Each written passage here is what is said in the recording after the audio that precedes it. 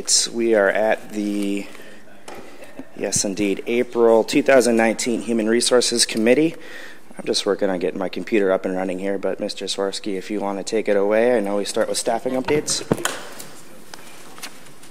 Again, I'll start with our staffing report.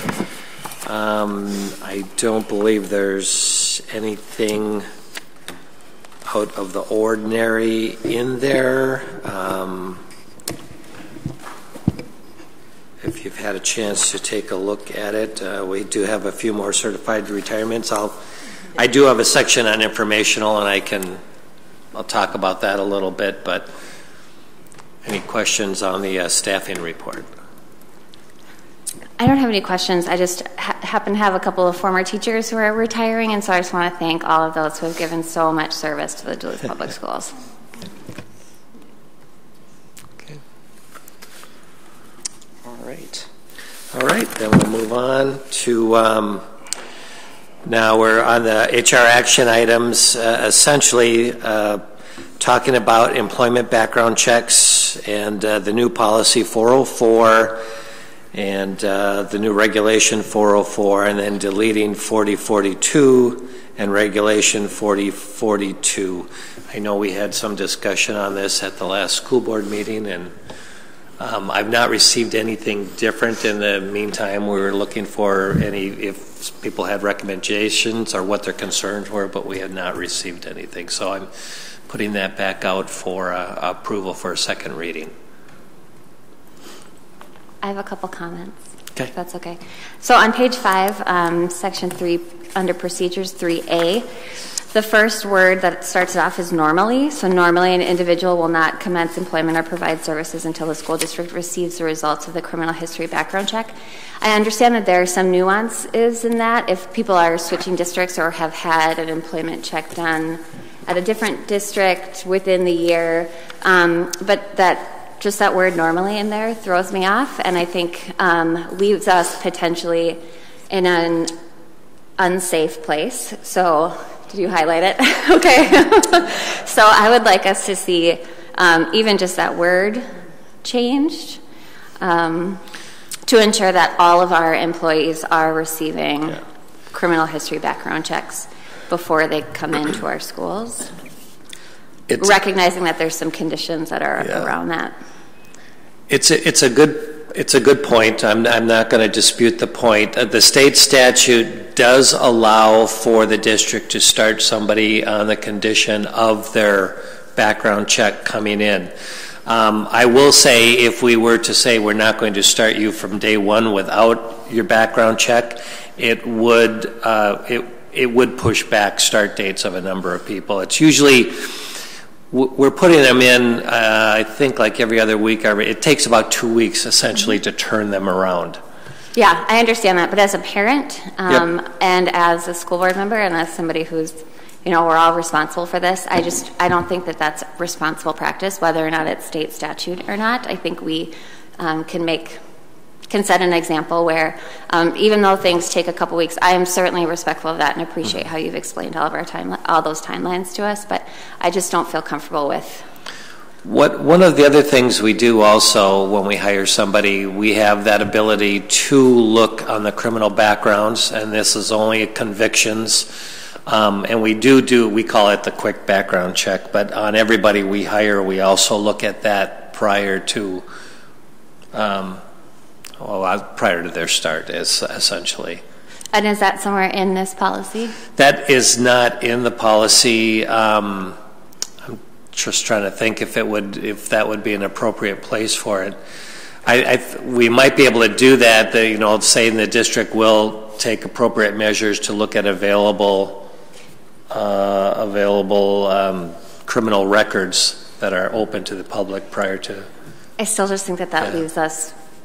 I think it leaves us vulnerable, and so I guess maybe legal counsel could weigh in on that if necessary, but I think especially because we're under some scrutiny right now, understandably so, around background checks and some of those pieces, I think we need to be really thoughtful about that language. Yeah. So I recognize that it makes life more difficult and it lengthens hiring times, which, is already a challenge, but...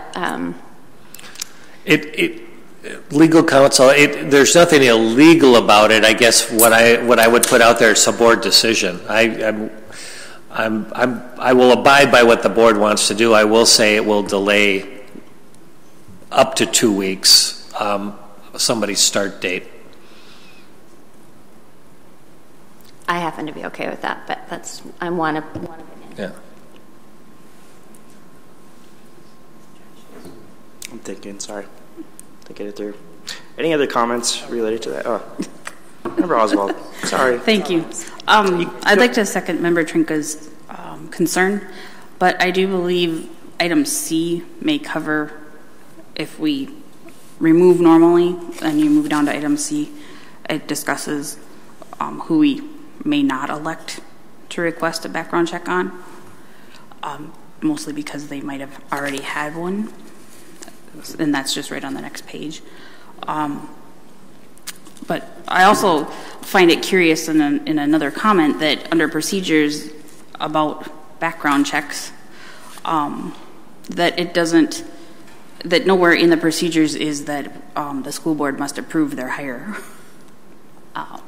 And as I notice and have noted many times in the past that a lot of our staffing reports we get are when staff started 2 or 3 or 4 months ago, and they're already well established into their position, and we're just putting our stamp of approval on it. I think that leaves us open to problematic behaviors too.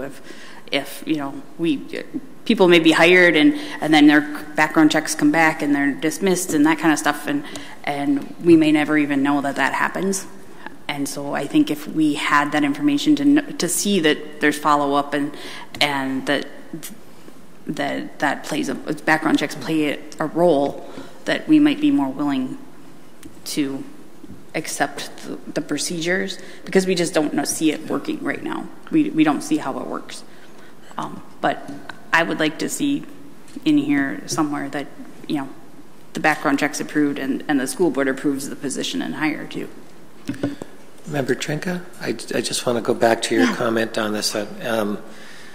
Removing the word normally, we can do that, but I'm just looking, there's some other statements, like the second sentence in would basically states we do that conditional hire. And if it's just a matter of moving normally out of there and keeping the conditional hire in there, that would work for me totally. Yeah, I guess I struggle with the conditional hires and the word normally in there. Yeah. And so, because 2 weeks until we wait to get a background check, a lot can change and happen in 2 weeks. So, and then I guess to Member Oswald's point about section C, I actually had a note about that, but you clarified that for me. Thank you, around the 12 months proceeding. So. Yeah, I had a question for Member Oswald.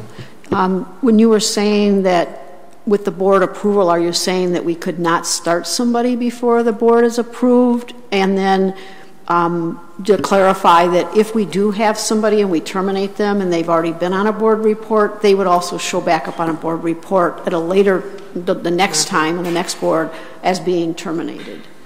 So was that what you were saying, or just so I can understand? What I'm saying is that, yes, I'd like to be able to approve the hire before they start. That's not our job before they start. But I think that would fit well in if we redo how often our committees meet and what our committee structures look like.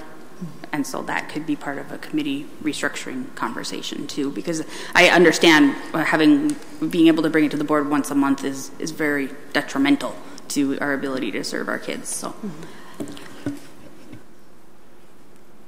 So I'm going to weigh in with just asking my fellow board members what our role is as school board. We're in charge of policy and hiring the superintendent. So if we're going to, yes, we have to approve. And I think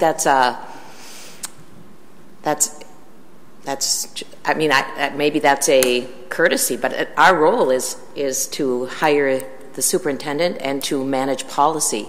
And if we're going to ease ourselves into hiring human resource, I don't know why we approve it. Maybe we'd be best to pull it off and we don't approve all the hires, because I just don't see that as our role. That's why we have the staff that we have. And so I think that would just tie our hands so incredibly.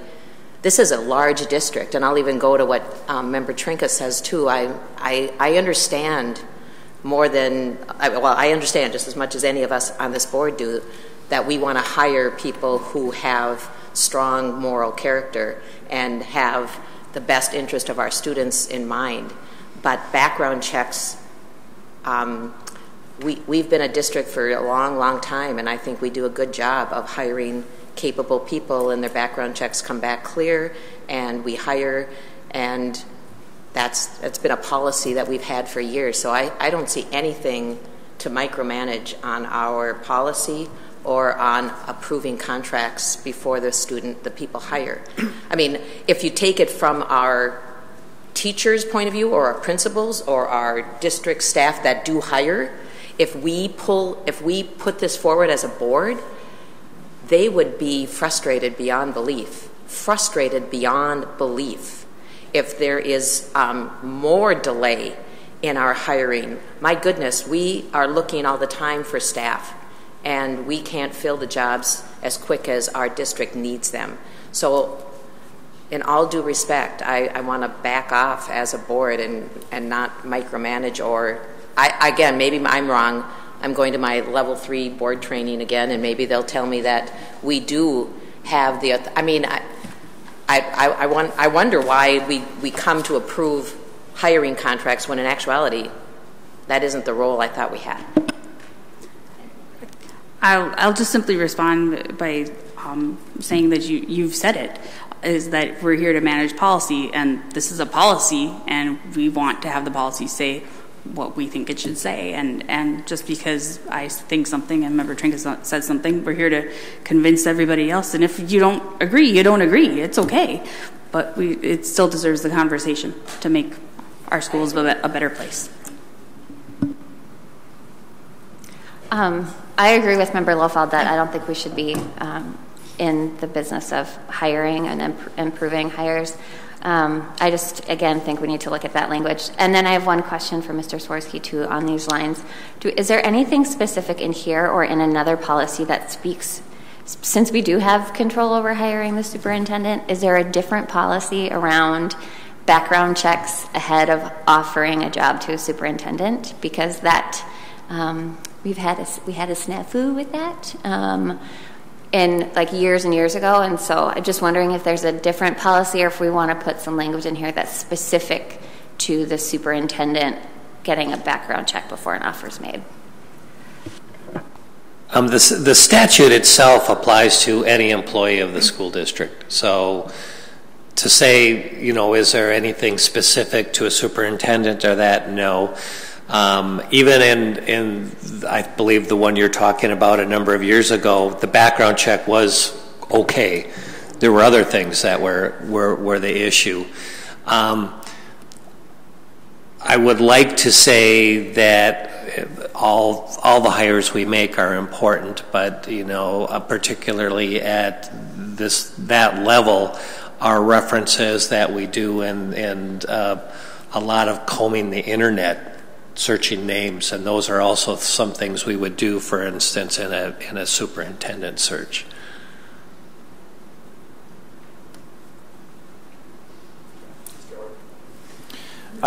Just to share some perspective, not just some from my experience. I've had a chance to serve in multiple districts, and the language used in this policy is pretty standard practice, in that you inform an employee that you're hired conditionally upon approval of a background check, and if that background check were to show something that person should not be employed, then at that time that person would be dismissed.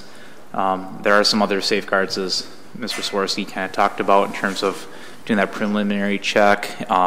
There's also the application piece, and so there's some other checks in there, but that tends to be, in my experience in large districts, that tends to be the practice. And I think it was kind of brought up, it's the volume of people that are coming and trying to get people to fill those positions, and the turnaround is just faster than the board usually meets. So that's just what I've seen in other districts. That doesn't mean Duluth should or should not do that, just FYI for some of my other experiences. Superintendent? Thank you. This is something that I've talked about and put thought into as well. Like I said, I highlighted the same area, and I understand the balance between speed and safety, right? And as I've been going to some sessions and some trainings on recruiting and retaining and trying to diversify staff, and also trying to make sure that we are doing our due diligence in finding the very best candidates.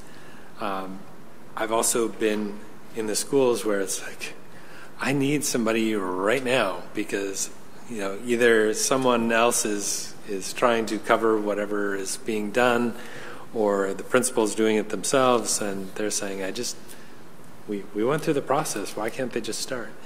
So I get that piece too, and I also know that during my time here, there's been at least one time where a background check came back not okay, and we needed to terminate the individual.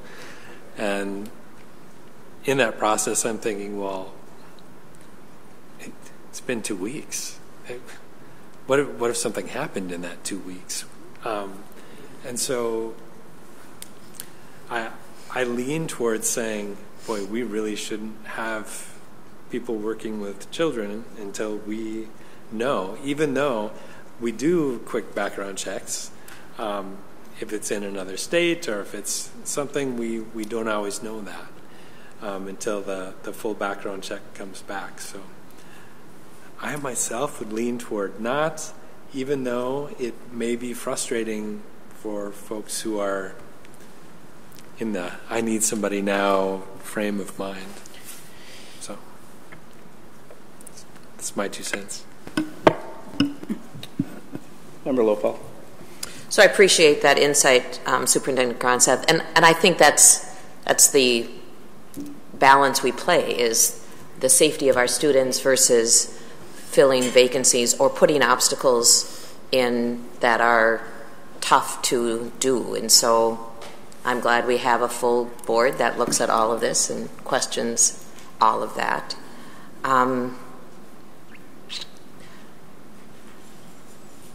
This is a concern of lots of areas in our communities, churches and schools and after-school programmings.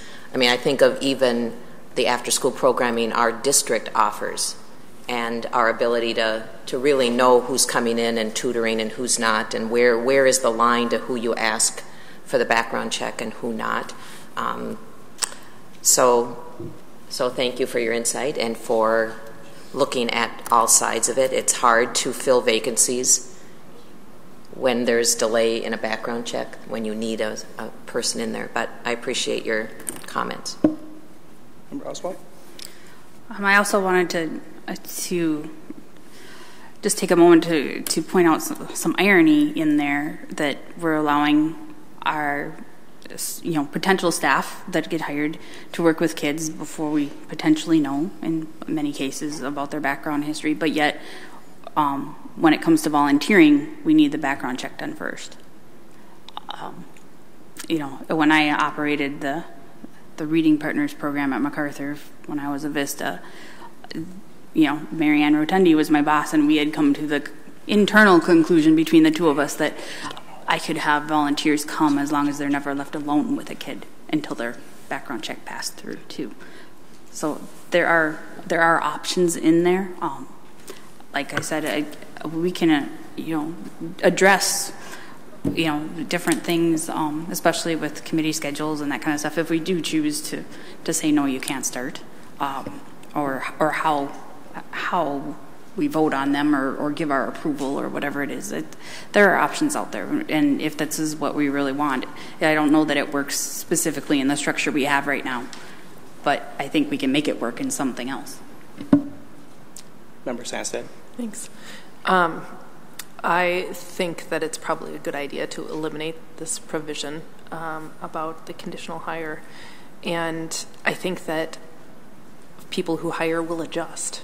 It might be uncomfortable for a few open spots that people think, oh, I really thought I was going to have somebody hired tomorrow or the next day. But expectations will change, and people will plan further in advance as much as you can with things like this. And so we set the policy and we set the expectation. And so if we say we're not going to do this until somebody's passed the background check, then the district will be able to work with that. So I'd support eliminating that provision. Member Lowfalt. So then I want to, again, reach out to Member Sandstead and ask you to vet that out a little bit more, because I really haven't looked at what that would mean for our HR if we were to do that. Explain that further, or what do you know? Again, this is a standard background check policy that most school districts use. So I don't want unintentional consequences. And the other thing I really worry about is that we can't enforce it. So my understanding is we're talking about cutting normally in provision 3A, so that it just reads, an individual will not commence employment or provide services until the district receives the result of the criminal history background check. And then you would eliminate the next sentence about the conditional hire, so that it would just read that we will hire people after the background check is completed. Is that, I'm sorry I came a little bit late, but I assume that's what I interpreted as the proposal on the table. Member Trinko. Yeah, I would. That would be my recommendation as well, with the exception of I think maybe a conditional hire is fine if we, again, if you look in section C, under that is if they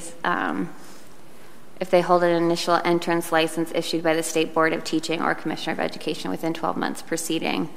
So if they've had a background check within 12 months, I can see us doing a conditional hire. If they haven't, then I think it should be mandatory before they're allowed to begin in the district.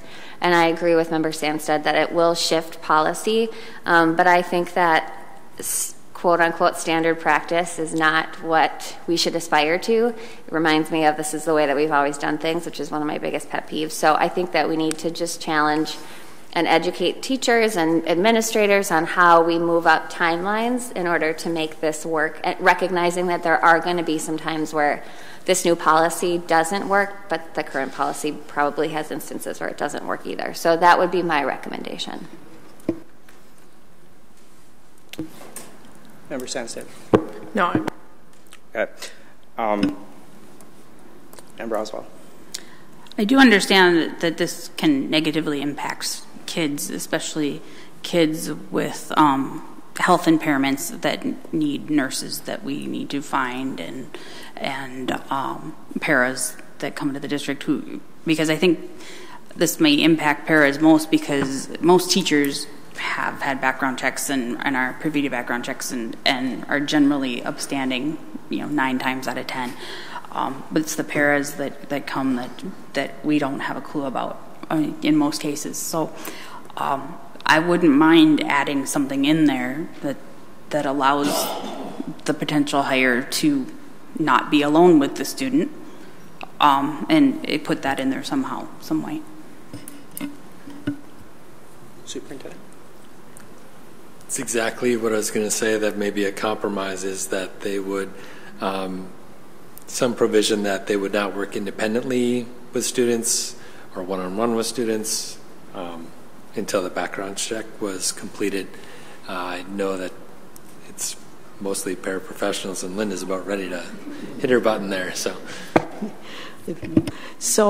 the question I would have is, who's monitoring that, and how are we holding people accountable for that behavior? And that would be my concern. Not that we couldn't postpone them, but the person starting in some of the positions. But it would be the accountability, and then who's responsible and accountable for making sure that person is not alone with the student.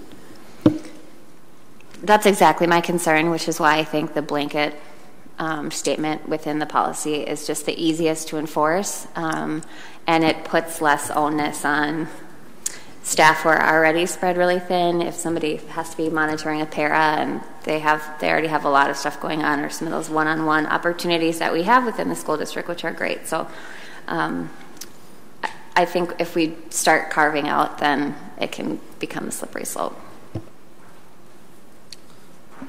Seeing I think most comments have been made, I'm thinking on the side of caution here, and from the perspective of a parent, if my child were ever put in a vulnerable position, the reputation damage of this district would be unrepairable. I do work for an organization where your employment is not official until you do complete your background check, meaning you don't step foot in the building or do any work. And sometimes it is difficult as a staff person, and any principals out there who are listening right now, I'll listen, I get it, but we just can't put our kids in a bad position, and that's where I have to stand on this, recognizing there will be some hardships, but kid safety first from my perspective.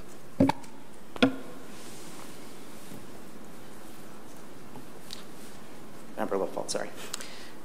So I'd be interested, before I can go anywhere with what I support as a change in the policy, is to hear more from Tim and Linda about, I would think that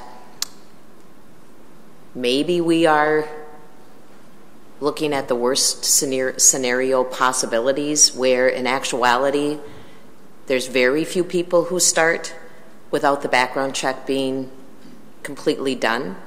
It's in what is in the background check, whether or not that's an area that we're okay with. You know what I mean? I think that's where some of us are I don't know where your concern comes from necessarily about starting your job before the background check happens, because I don't know, yeah, like I would be interested to know some unintentional consequences that come from our decision, and just how often does it ever happen that someone is starting before the background check is complete? No, I'd like him to. Yeah. I'll add. So on the non-certified side, often, because they need the special ed para in the building 3 weeks ago. We just now have somebody that's applied, that's acceptable, we're getting them, they want them in the building today, and the person can start today or tomorrow. And so we have new hire paperwork, and part of that is the background check authorization form that gets signed.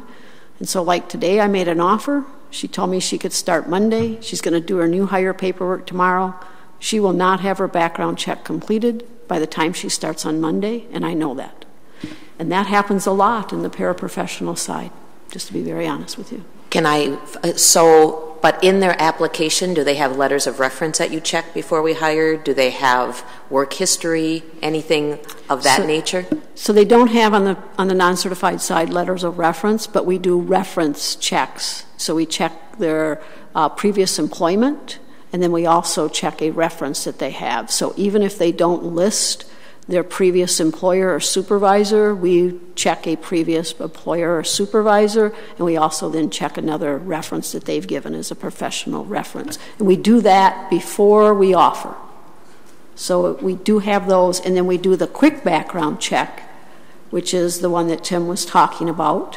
And then we match that up to their application that asks them, have they had a felony or misdemeanor? And if they have not put it there, and their quick background check has something, and then we handle that. So there are processes in place, but do they start before their full background check is completed? Yes, they do, quite often. And can I ask, again, a follow-up? Because, again, I'm trying to share with you the dilemma that I think we're looking at doing this. Can you tell me how many times a background check has come back that has been so incredibly wrong that we have to then not hire that person? So I'm trying to get all of us to understand that this happens so, I don't know how often it happens, because I know that paras are incredibly, we don't have enough of them.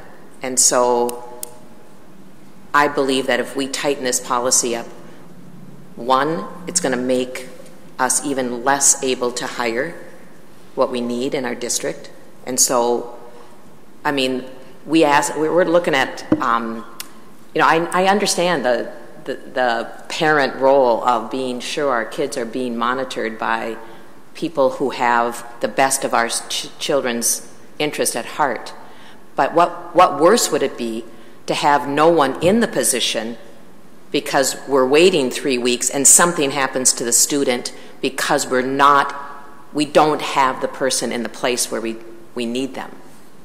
So how many times do you think we've let someone go after we've hired them? We've not had one that you look at as so egregious that you're in shock, but more commonly we'll have one, as Linda was mentioning, that they will not have indicated on their application anything higher than petty misdemeanors. They don't have to list, but misdemeanors, gross misdemeanors, up to felonies, they do have to list, and we'll find some discrepancies between those. And then that necessitates a conversation that why would you have omitted that? And more often than not, then we would discontinue their employment. There's some misdemeanors and petty misdemeanors that they were told that they didn't have to report those. There are some things with, what would I say? There are some things in the past that would have been a misdemeanor that are now considered petty misdemeanors, and they were convicted of a misdemeanor. And so there's some changes that occur that way. That is more common than something that we find. Usually, between the quick check and anything they would have put on their application, we do, when we see it on their application, are looking at that also. So. I wanted just to kind of cover a little bit about the timing of this too. So when we get to the point that we're offering somebody a position and they've been offered, then the next thing is come in and do your paperwork, as Linda was saying. It's at that time that they do all their bank statements and everything else, and the information to get online and that, but then they do their background check at that time that they give us the permission to get that in.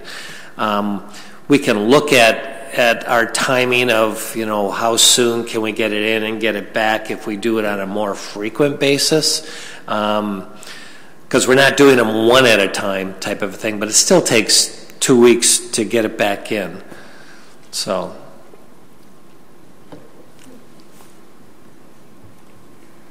Were you first? I don't remember. Go ahead. Okay, thank you. And Member Laverly, did you? Yep, okay, all right. Assistant Superintendent Horton whispered to me what I think is a very well-deserved compromise, perhaps, that would address Member Lofald and Member Drinka's concerns, is that we don't let people start work without a completion of their background check unless the superintendent okays it.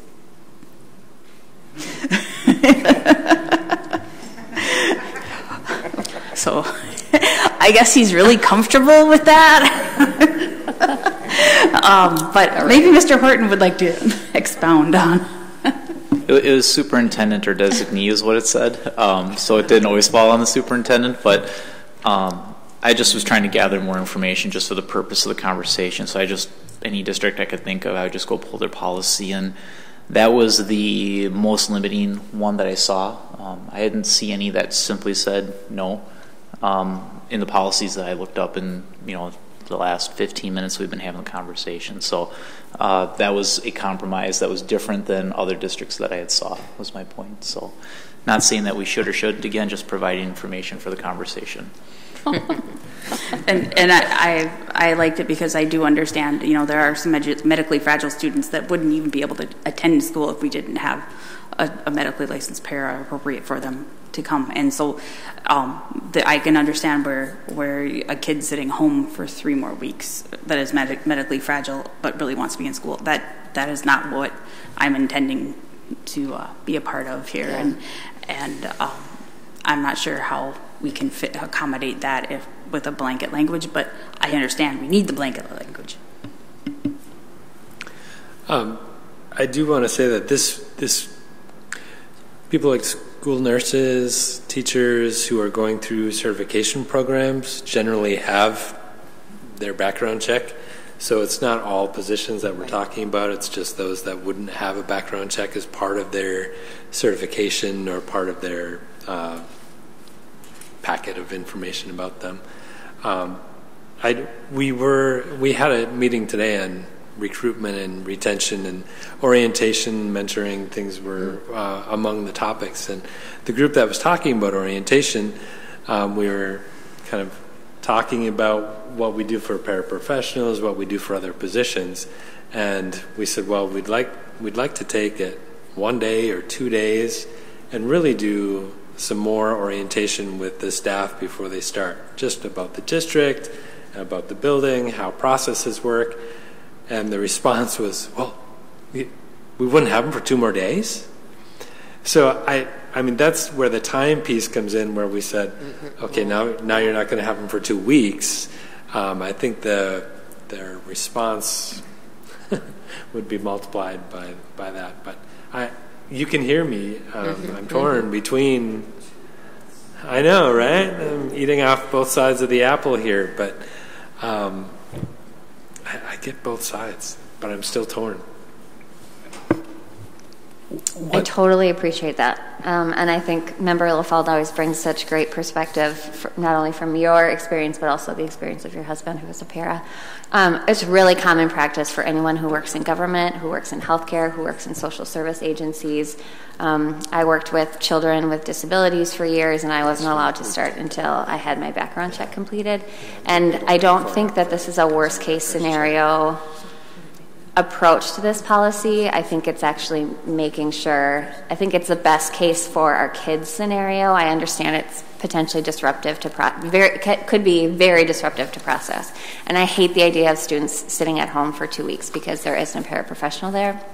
And so, but I just struggle with having people start without background checks who are working in some cases with some of our most vulnerable students within the district. Something like this. I'd like to just tap in again and tell me a little bit more about a quick background check, because that seems also to be a piece that we do that. Mm-hmm. And so can we be happy with the fact that we do quick background checks that should really bring to light something that we, but tell me what about a quick background check? It's basically with the Minnesota and the Wisconsin courts primarily, and then you can look online. They show only convictions. They don't show arrests that do not result in convictions. So it hasn't been a stopgap, but we initiated that probably about 5 years ago for this very purpose, of just making sure we've got a quick look at the individual prior to them starting. The one thing I wanted to mention about teachers also, just because you've taught in another district, if you come to our district, you do get another background check. So unlike the brand new teachers just getting their license, yes, that's all fresh, but other teachers coming from another district, they would go through that process also.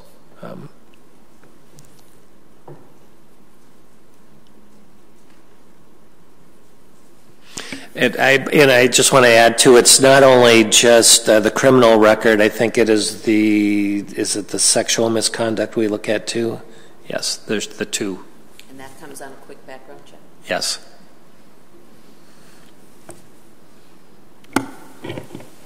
Chair Lofrican. Yep, great, thank you. Good discussion. Can you talk about number J on here? It's 3 procedures, J, and that's the one about, let me find it here. The school district may apply these procedures to other volunteers, independent contractors, or student employees. And where are we at with that for volunteers and independent contractors? I too was working as a volunteer coordinator when we worked to implement volunteer having background checks, and I did some of those background checks on that level, and so I'm just curious where we're at as a district with that right now for volunteers and independent contractors. On the independent contractors, in our contracts that we offer, we also have the mention of background checks being required within that concept. On the volunteers, you know, you have the moms and dads that come in as opposed and the students that come in and read. Anytime that they are going to be at all alone with a child, they're going to be required to have a background check. The ones that are under constant supervision of the teacher, so they're not taking them out in the hallway to read or in a separate room or however, then we've not maintained background checks for those individuals. And that's pretty well understood in the schools. Wolfridge is another example. School-sponsored events, we require background checks on all the volunteers that go to Wolfridge with the students. So that's the majority of the students also that come in to volunteer to read as part of their program, their schools are now requiring them to get the background check. In those cases, they bring that to us.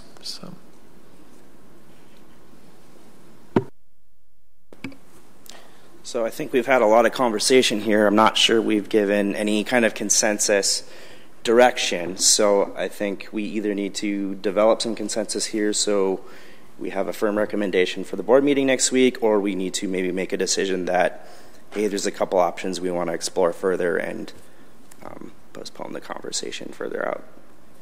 So I'll put that out there as two options.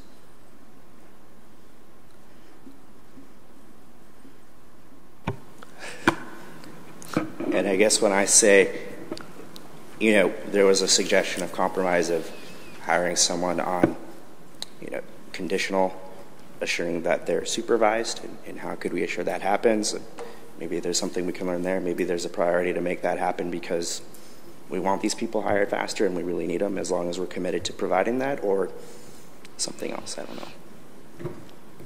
To be clear. What I would think, a couple of things. It's not time sensitive that this goes through this month in terms of what we do, although it does mean we still continue to operate under our other policy, which is very similar to this. We can review the wording on the normally type piece and make it, you know, acceptable that you start when we get the background check back. In the meantime, Linda had jotted down a couple notes. A couple things we want to look at is our turnaround process with the background checks we have now.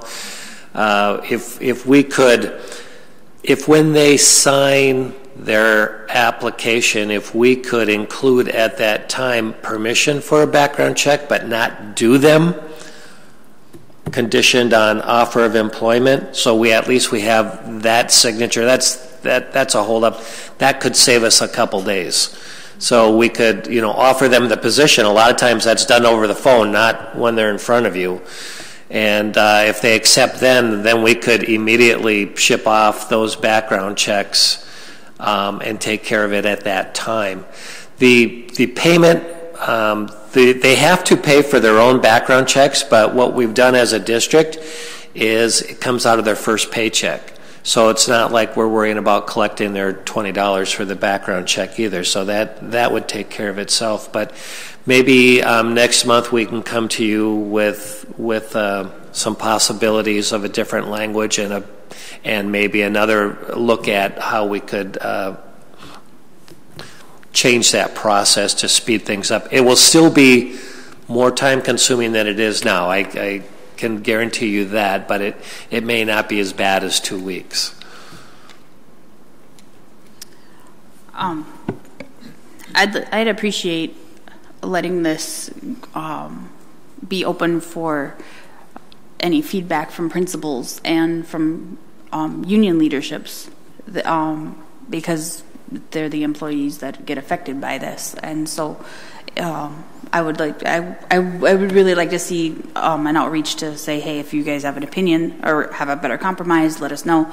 But my question is, are background checks covered in any of our union contracts already that this would violate that? It's not. It's a state statute, so that would supersede anything under contracts. But I could speak for all the unions right now in terms of what they would like, in terms of how staffing has been. Is if sooner we can get somebody in. I would be interested in language that maybe says that they wouldn't start without the quick background check or initial background check, whatever that language is. And then still contingent on the completion of the more in-depth check.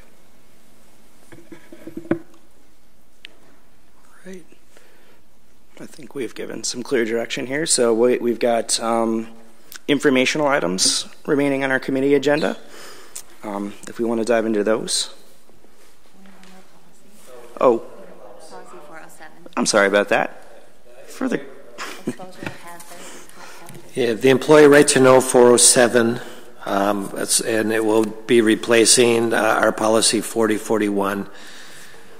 And again, this is an MSBA policy, and it's pretty straightforward replacing.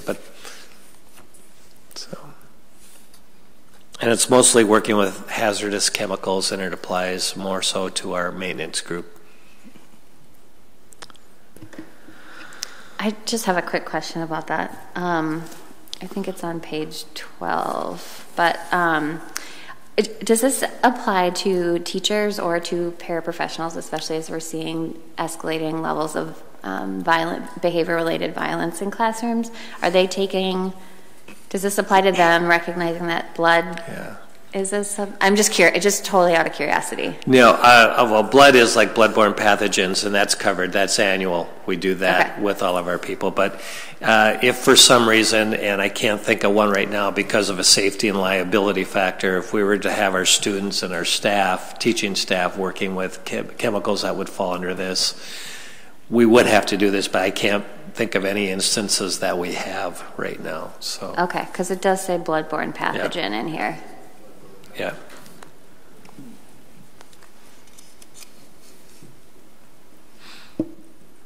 Any further questions on policy? All right, we will go to the informational items. Upcoming district retirements and displacements. I think I mentioned last time we do displace on the instructional side, teacher side, temporary employees. They are ones that were hired usually during the middle of the year through a normal interview process, but we did not post the position for the required number of days contractually, so we have to go back and repost it. Those members stay active as internal candidates, and they're allowed to reapply for that position or other positions they're licensed for. And then retirements, right now we have 23 teacher retirements, 37 total between paras, maintenance, food service for the year, and then another 8 because they do not have, we wanted our teachers to notify us by April 1st, but there's another 8 that have gone through the retirement seminars and have an intent to retire by the end of the year. So that would be a total of 45 right now that we have. The nepotism, I'll be honest on that. I was hoping to bring back some kind of language just to look at. I did not get a chance to work on that. I'll put it back on there for information, and we'll get that out next month. The third thing is the superintendent search. This has been worded to me by a couple of different people. I'm not even going to say school board members. That Superintendent Gronseth gave us the gift of time. And so I was asked by the board chair, just to kind of give just a quick overview, informational. This isn't anything official that needs action or anything, even in the next school board meeting. But In looking back at our other superintendent searches and taking a look at the board members who have not been through a superintendent search, MSBA offers a workshop. It's about 2 hours long, 2 to 3 hours long, that covers the roles of the school board, consultants, human resources, community members. Talks about setting timelines, qualifications, dealing with internal candidates, legal pitfalls, interviewing do's and don'ts. We could possibly hold that at a committee of the whole meeting. This is just informational at this time. MSBA also does provide, I should say, by the way, search services, which they didn't 10 to 15 years ago.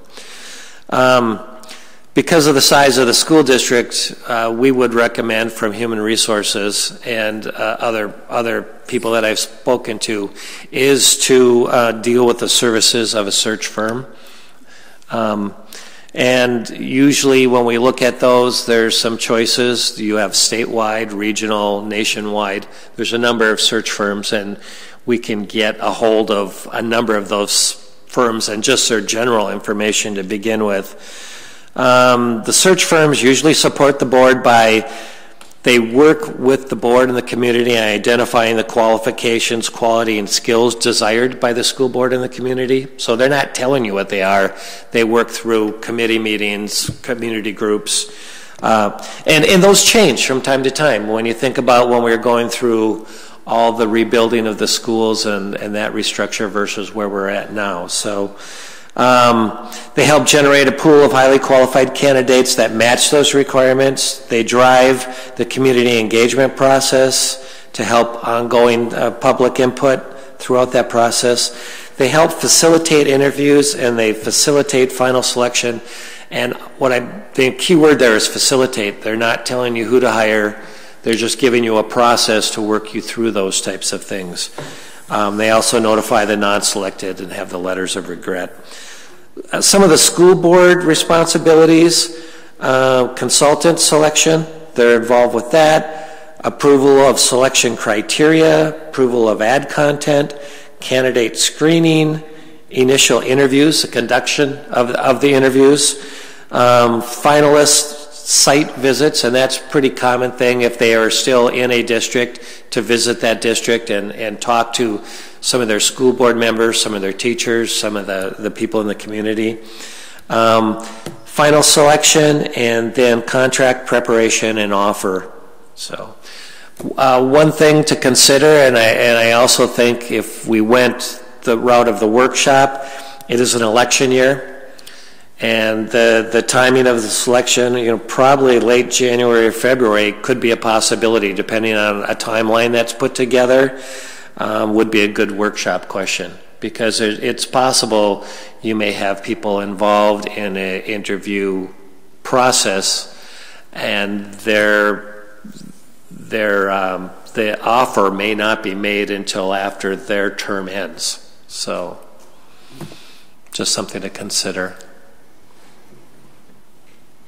I just have a quick question around the search committee piece, which I wholly support, but I know we're not going to get into that. But how does some of what they are planning, or what a search firm would do for a superintendent, overlap with one of the proposals that we'll discuss during the business committee about community listening sessions? And is there a way we can combine those efforts so we're just paying one person for that? Can we add, like I know Anoka Hennepin did when they were doing their superintendent search, in their community listening sessions, they added in questions specific to what they were looking for a superintendent. So I'm just wondering if there's a way we can streamline some of that to reduce costs. I think the workshop would tell you things to consider, but it would actually be the search firms that you would be working with that would conduct the listening sessions. Yeah, I understand that, but if there's going to be listening sessions that are, maybe I'm confused, but because there's a proposal in our business committee packet about a group that wants to do 9 listening sessions across the community. For boundaries. Yeah. Okay, I thought that was for something. I thought I saw 2 in there. Okay. Oh. Okay. It's 2 proposals. Okay, one wasn't as clear as the other. Thank you. No. I actually don't think it's necessarily a bad idea if we're holding community listening sessions, talking about things, moving forward in the district to incorporate both of those things. And so that would, if we're going to select next week a firm to do the boundary discussion, then either perhaps they also offer hiring, which I don't presume they do, but they could hopefully work together with a search firm to make it more efficient for community members who want to participate, so they don't have to come to multiple meetings. And so my question would be, would we do an RFP for a search firm? Correct. Yes. Okay. And are you thinking that we would do that based on whatever timing we get advised from MSBA, or that we would do that and then, have MSBA perhaps do their training? Part of it, and one of the things I was thinking MSBA would work with you on, and we could put, there's certain things that happen in the timeline, and we can lay those out because they're pretty common.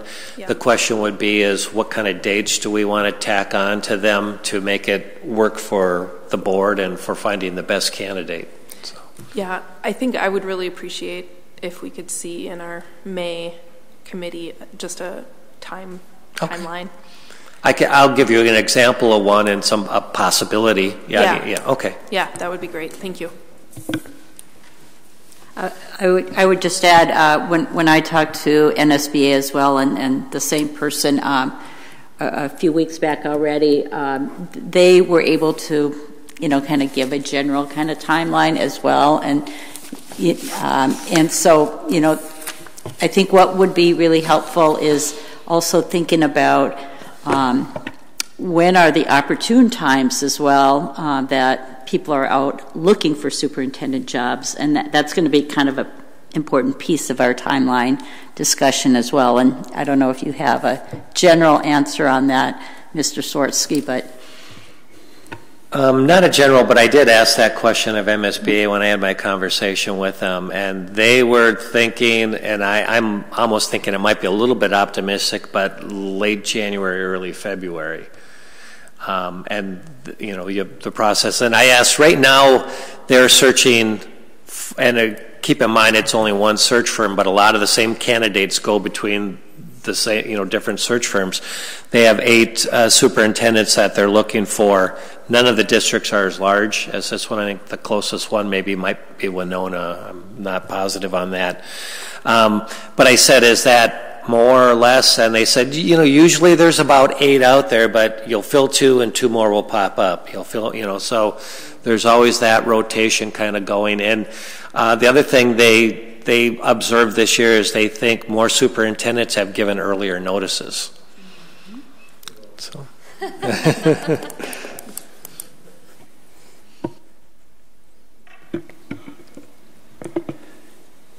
If I could just chime in on that, I think that there are the superintendents who work in larger districts like Duluth do tend to give the longer notice because there is more of an expectation that there's going to be some community input on gathering a profile and that it's going to be posted for 2 or 3 month period and that there would be 4 or 5 tiers of interviews that someone would go through.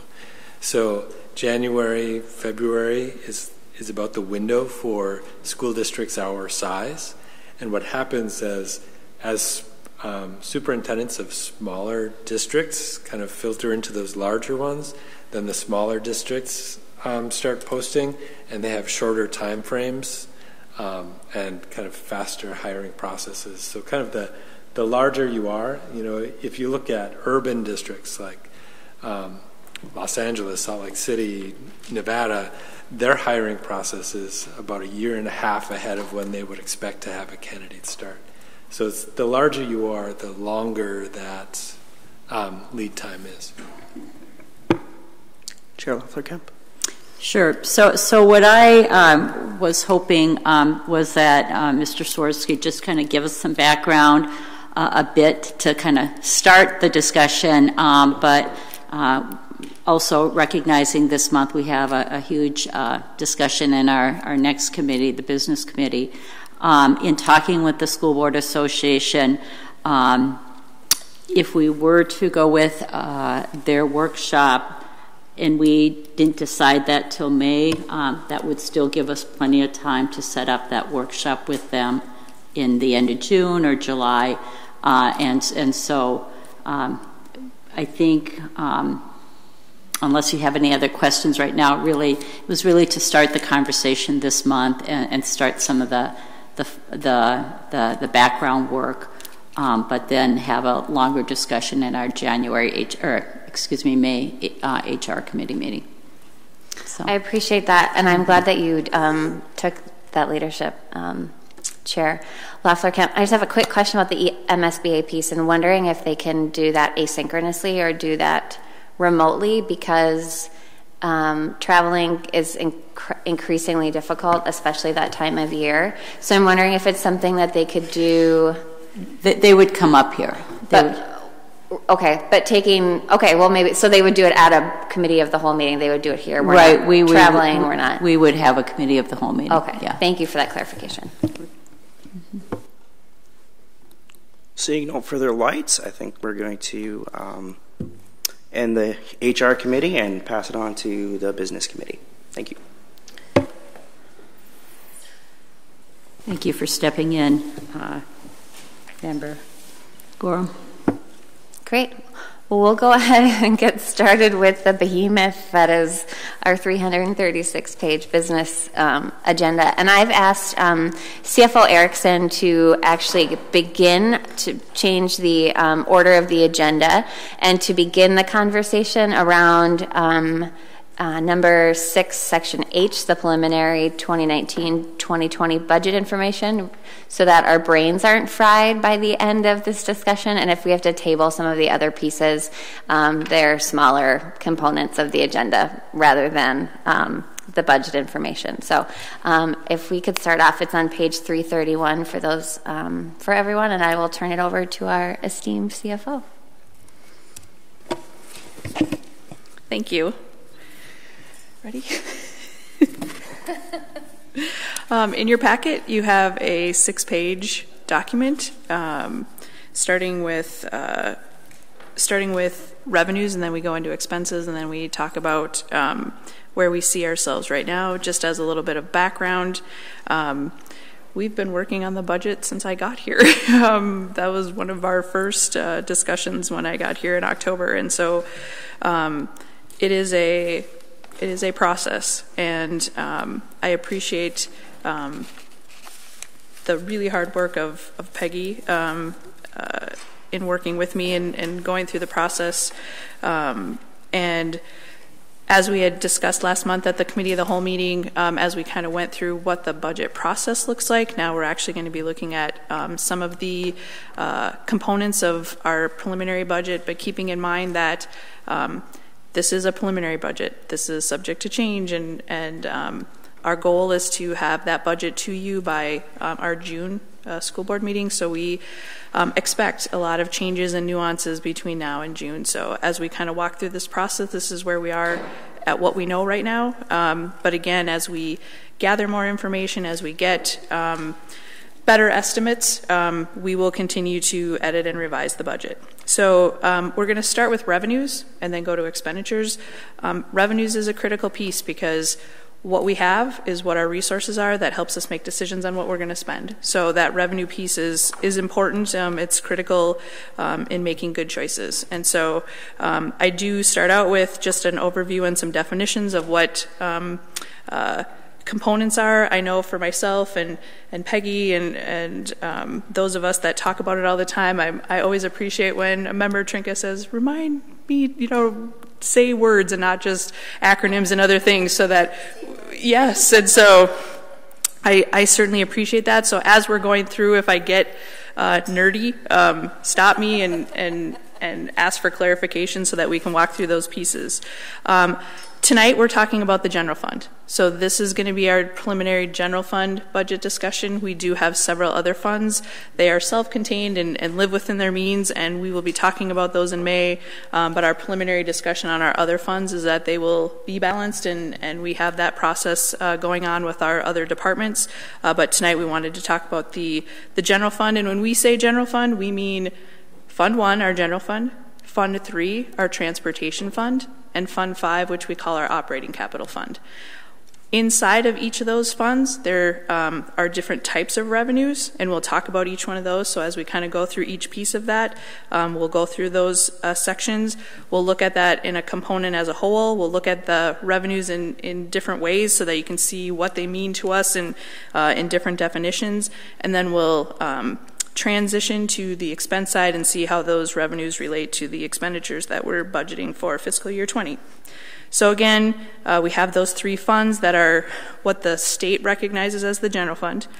Revenues can originate from federal, state, or local funding. So when we look at those different sources of where does our money come from, we have some federal revenues that are allocated through the state, so they may actually have a state source code, but they are actually a flow through from the federal government through the states. And then we've got our state entitlements, our state categoricals, and other state grants. And then we have our local sources that go anywhere from the levy portions of what a state revenue might be to local choices, things like grants or other things. So we'll look at all those different sources.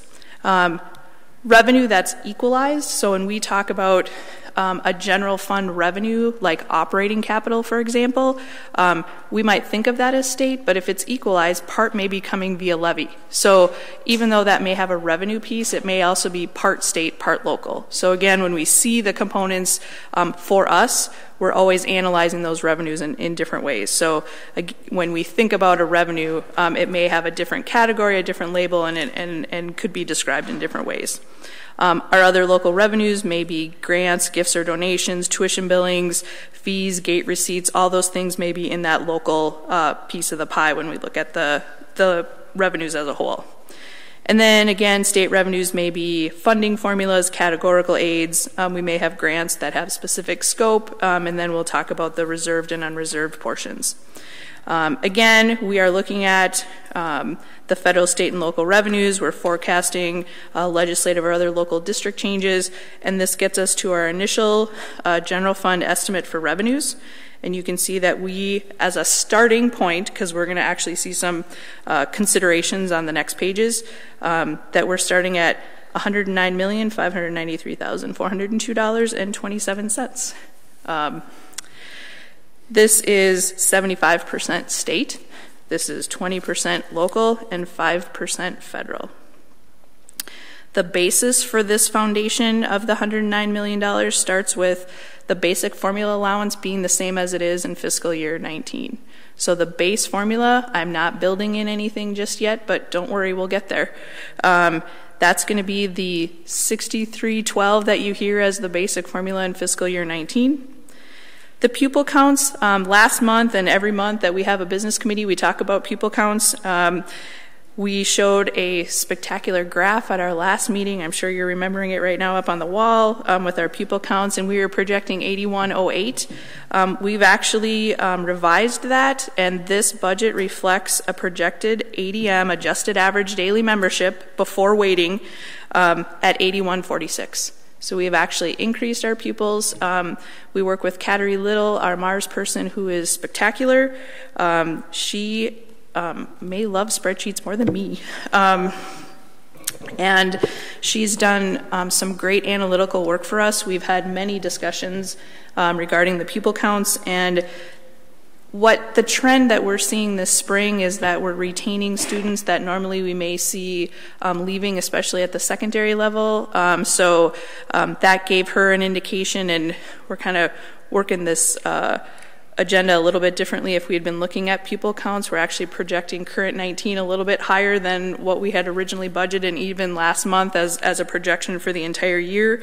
We're actually just over 8,200 right now for this year. So we still are projecting a decline in enrollment, and that's just a very common, but this is under 1%, which we would consider stable as far as enrollment is considered. But again, we've ramped that up a little bit. So I think that's important to note that, again, this is a moving target. So a month from now, as we're continuing to do work, if the pupil counts change, our budget will change, because that's so much of our revenues are driven on those pupil counts. The categorical revenues inside of this budget are using fiscal year 19 estimates unless we know numbers already. One of the categories that we do know for fiscal year 20 is the compensatory budget. That has been published by the Department of Education since January, so we have known what our allocation is for fiscal year 20 already. So that is included in here. Otherwise, we are using our best estimates with using 19 and using our people count estimates as a carryover for those categorical revenues. The federal title program, we are estimating a 10% decline in title revenues. That program is funded with a component of free and reduced lunch counts similar to compensatory, and because we saw a compensatory reduction due to lower free and reduced lunch counts, it just made sense for us to be forward thinking on that revenue estimate. We won't actually get that information until late summer, early fall, so we won't actually know our entitlement until after the fiscal year starts, but we feel that that's a fair estimate at this point, knowing that our free and reduced lunch counts are down from this last October. And then other local revenues, we're just using estimates from prior year and other local information that we know now. So for example, if we know that we're getting grants into FY20, those would be built in.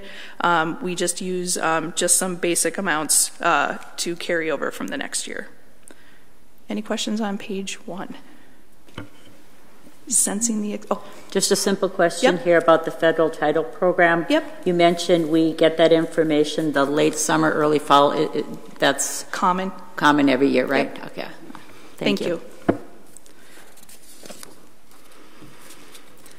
On to page 2.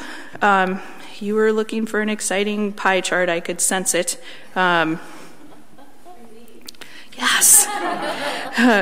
I maybe spent a little time deciding how I wanted this to look.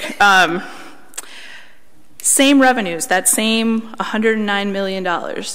We saw it in local, state, and federal. We saw that pie on the first page. This is that same $109 million, but now we're looking at it from a preliminary programmatic, where the source of those revenues are coming, how we might break it down, looking in our local budget. And so I have the definitions at the bottom of the page of what those different pieces of pie would represent. And just to keep in mind that some of our revenues are considered entitlements or formula-based, and then others are reimbursables. So something like special education is actually a reimbursable. So we have to incur expenditures. They use those expenditures as a base calculation, and then we get reimbursed for part of those costs. So special education isn't an entitlement. Special education is a reimbursement of our eligible expenditures. Question? Yeah. I know that this has been a controversial topic in our community for a while around special education funds at charter schools. Okay. Are we talking with them about what their projections for special education are so that we're working that into this budget? That's a great question. They recently testified at the legislature. They were at the same Senate hearing that Duluth Public Schools attended, and they indicated in their testimony that they were trying to maintain their expenditures at the same level that they are right now, that they indicated they were working with the Department of Education to try to hold steady on their revenues. We have built in from a projection standpoint and that reimbursable requirement that we're required to pay, we are using worst case scenario there because we're just not sure where that's going to end up. So we're using the trends that we've seen over the last 3 years in what we need to see as a reduction. So how that works is the tuition billing piece of special education happens at the Department of Education level, so we don't get bills from each individual school district and pay them. The state does the calculation, and they either use our money to pay a district that we owe, or we get other districts' money, so they kind of just do it all on paper and we get that adjusted amount. So we did project a relatively high amount that we would need to pay through the tuition billing process, but we're very hopeful that they would be looking at containing some of their costs. Could you just hit on the jump that just happened? I mean, they said that they were going to keep steady, but the previous year they had another jump, and I can't remember what that amount was. Right. So For tuition billing each year, there's a net gain or loss that we see as a district and a net growth. In 2018, their tuition billing to us was about $1.9 million, in 17, and then in fiscal year 18 final, it was approximately $2.7 million. So we did see quite a large jump there. And then our overall, we have several school districts who we bill and bill to us, and so, but by far, the Edison Charter School is our largest component of that. Did that answer your question? So as we look at each section of the pie, I'll start with the smaller ones first. The strategic or categorical, breaking out the different components of the revenue, and again, we'll see a separate component, see the revenues in a different way, but this would be things that apply to certain programs or district strategies, so things like compensatory learning and development, things that have a finance code, I put under strategic or categorical. Our facilities, technology, and capital, those would be items that have a specific purpose and again may have a finance code directing us to set those things aside. We have things like operating capital, our long-term facilities, maintenance revenue would be in there, and then any E-rate funding, although a lot of the majority of our E-rates are net of our bills, so we don't actually see the revenue, but there is some state funding that is related to technology, but it's a relatively small amount. Transportation, there is no transportation fund at the state level. They don't recognize a transportation fund. Many districts maintain a separate transportation fund, a local fund like we do, which we call our Fund 3. There used to be one, but then the state combined those old categorical revenues into the basic formula and just said a component of that basic allowance, which is our 6312, needs to go to help pay for transportation costs. There is a component inside of general education revenue called transportation sparsity. There's a calculation based on the number of square miles of the district, the number of students, and the more square miles per student, and using other components of that calculation give us some extra dollars. So districts, large square mile districts that have a lot of miles but not a lot of students will get additional funding to help cover the cost of those routes. And then, of course, then there's special education transportation. There is a component of transportation that comes through special education. So that transportation portion, while we do break it out, and for some districts, transportation can be more associated revenues than expenditures, but for other districts it can be way more expenditures than what the allocated revenues might be, but you're required to provide that regardless. So however it works out, it's just doing a local identification, so there isn't a breakout or a fund balance for transportation. It's just buried inside of our regular general fund. And then just the general local, that would just be all those other categories that don't have a breakout, so just our basic allowance, our referendum revenue, other components of our revenue, and you can see that in our general fund. That's where the majority of our dollars are, over $68 million. Any questions on the cool pie chart? Excellent. Can I ask a question? Yeah. And this might not apply right now, but and I didn't see it somewhere, and I very well could have missed it, but the additional dollars that the board voted to take now and pay back later, where in this did we add that extra $770,000 a year? Great question. I will Got get it. to Okay. Thank you. I appreciate that. Thank you. So I'm on page 3, and now we've got no charts. I have one more. Don't worry. So now we're taking these revenues and looking at them from a restricted or unrestricted standpoint. So again, same revenues, but again, looking at it in a different analytical way. Unrestricted is going to include those things that don't, in definition for us, that don't have a state finance code or a reserved fund balance. So anything that doesn't have a reserved fund balance that we would see on our compliance report or through our audit as a reserved fund balance, I'm calling that unrestricted. Just because it says unrestricted doesn't mean it doesn't have strings attached to it or have requirements to it. It just means it doesn't have a reserved fund balance to it. So then I listed those things that do have restricted fund balances, those revenues that are associated with also may have statute or guidelines or local policy regarding the use of those funds. But if you do not expend all those funds, then we would have a reserve fund balance for these. So, and we had this discussion. So things like federal title revenue definitely has a lot of guidance and restrictions for use, but I have that in unrestricted because it doesn't have a fund balance because we only get paid our federal dollars once we prove our expenditures. It's technically, those federal programs are reimbursables, so they tell us what our entitlement is, but if we don't spend all the money, they hold it until we actually spend it. So again, the definitions of what we have versus how we utilize those dollars, I just want to make sure that you know that there could be different things that we see how we maintain them from a funding standpoint or budgeting standpoint and a use standpoint may be different. So again, we would be looking and delving into each of those components as we walk through. Member Sandstead. Thank you. I want you to just repeat in a more dumbed down way what you just explained about the difference in the definition between restricted and unrestricted. We're not talking about how you can spend it. You're talking about fund balances. So any revenue in our general fund that has a restricted fund balance. So it's not inside of our unrestricted or unreserved fund balance. Anything that has to have a set aside balance, I'm calling that restricted. And give us an example of why it would need to have a set-aside balance. Sure. So in statute, many of our revenues, I'll just use staff development because it's the first one on my list. We are required by statute to set aside 2% of our basic allowance unless the board and teachers vote to do a different amount, which we do not. So we do the 2% reserve. That equates to $1.1 million.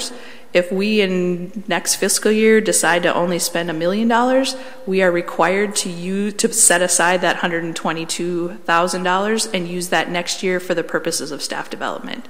So any one of these line items have to be used within the scope of what the statute says, and if you don't use it within that scope, you can't just put it in your regular fund balance to be used for anything. So I have identified those that have those reserves and then are calling those restricted funds. Does that make sense? Kind of. So it is a restriction on the spending of these, but it's not the same, but it's because of statute and a certain amount rather than like comp ed funds are restricted. They are, and in a different way. They're under basic skills. I'm sorry, so the definition of basic skills that is in state is the combination of English learner and compensatory. So where you see basic skills as a reserve, that includes our compensatory and basic skills. So that is a restricted. Okay. So then maybe I'm not totally understanding what you said. Unrestricted doesn't mean unrestricted. Unrestricted, talk more about that. Sure. So unrestricted doesn't mean it might not have strings attached or uses to it. It just means that it doesn't have a reserve at the end of the year. So in the sense of restricted, if we have any unspent dollars, they must be dedicated and set aside. Others that don't have any restrictions, for example, our American Indian revenue, it has a finance code, but again, you get paid on what you spend. So even though it has strings attached to it, there is no reserve because you only get the dollars that you've proven that you've spent, similar to title. So it's like a grant. It is an entitlement. Yep. That's maybe one way to think about it. Yep. Okay. I think for me it might be useful to see another category of like totally unrestricted. Sure. And then, semi-restricted and then absolutely. Yeah, just in terms of how I'm categorizing it in my brain. But yep, I appreciate the clarification. Excellent. Well, I'm trying to follow Member Sandstead's thinking as well. But I was going to come back and thought I had it, and now I don't have it. But we're in general fund discussion. Yes. That's yes. So general fund also has that's where restricted is also housed. Some, okay. Yes, Some. Absolutely, yes. So when we are thinking about everything that's on this PowerPoint, we still have to stay in the general fund because that's what we're discussing today. Thank you for the reminder. Yes. Yep. Can I one quick? Yeah. Of the totally unrestricted. Yes. Can you give me a ballpark? How much of the 85 million is that? Of the unrestricted, I think 67 million is all of our general fund. No strings attached. No strings, probably 49 million is 211 without any finance codes attached right now. So approximately 49 million. Okay. Thank you. Yep. So I appreciate the feedback, and we can certainly, here's the great thing about school finance is that we can make another chart and graph that says exactly what you'd like. And again, it was very hard for me to contain this to 6 pages because I could have done so much more with what we had. So I appreciate that. I think what I was hoping to do was kind of show, here's the things that have reserves. What's up above would relate to our unreserved, undesignated fund balance, which gets us to that discussion of our fund balance and our fund balance policy. So that was kind of where my mind went, but I appreciate the different perspective, and I can certainly follow up with all of you on breaking that down in a different way. So, and again, I tried to just give some quick descriptions of restricted versus unrestricted and what those different things are here for us. And again, just noting that these revenues can be both aid and levy. So there could be inside of each one of these components, there could be money coming from our levy, there could be state aids, they could be local, federal, or state. So again, how we look at these dollars and what they represent are different depending on the perspective that we're coming from. Can I ask a quick question? I don't know if it would be beneficial because you've really overhauled the process. But I'm wondering from my colleagues around the table if it would be beneficial to see last year compared to this year too, because that might help us understand how some of the allocations have been different. And I think that will help us answer a lot of questions we're getting from folks in the community too. Absolutely.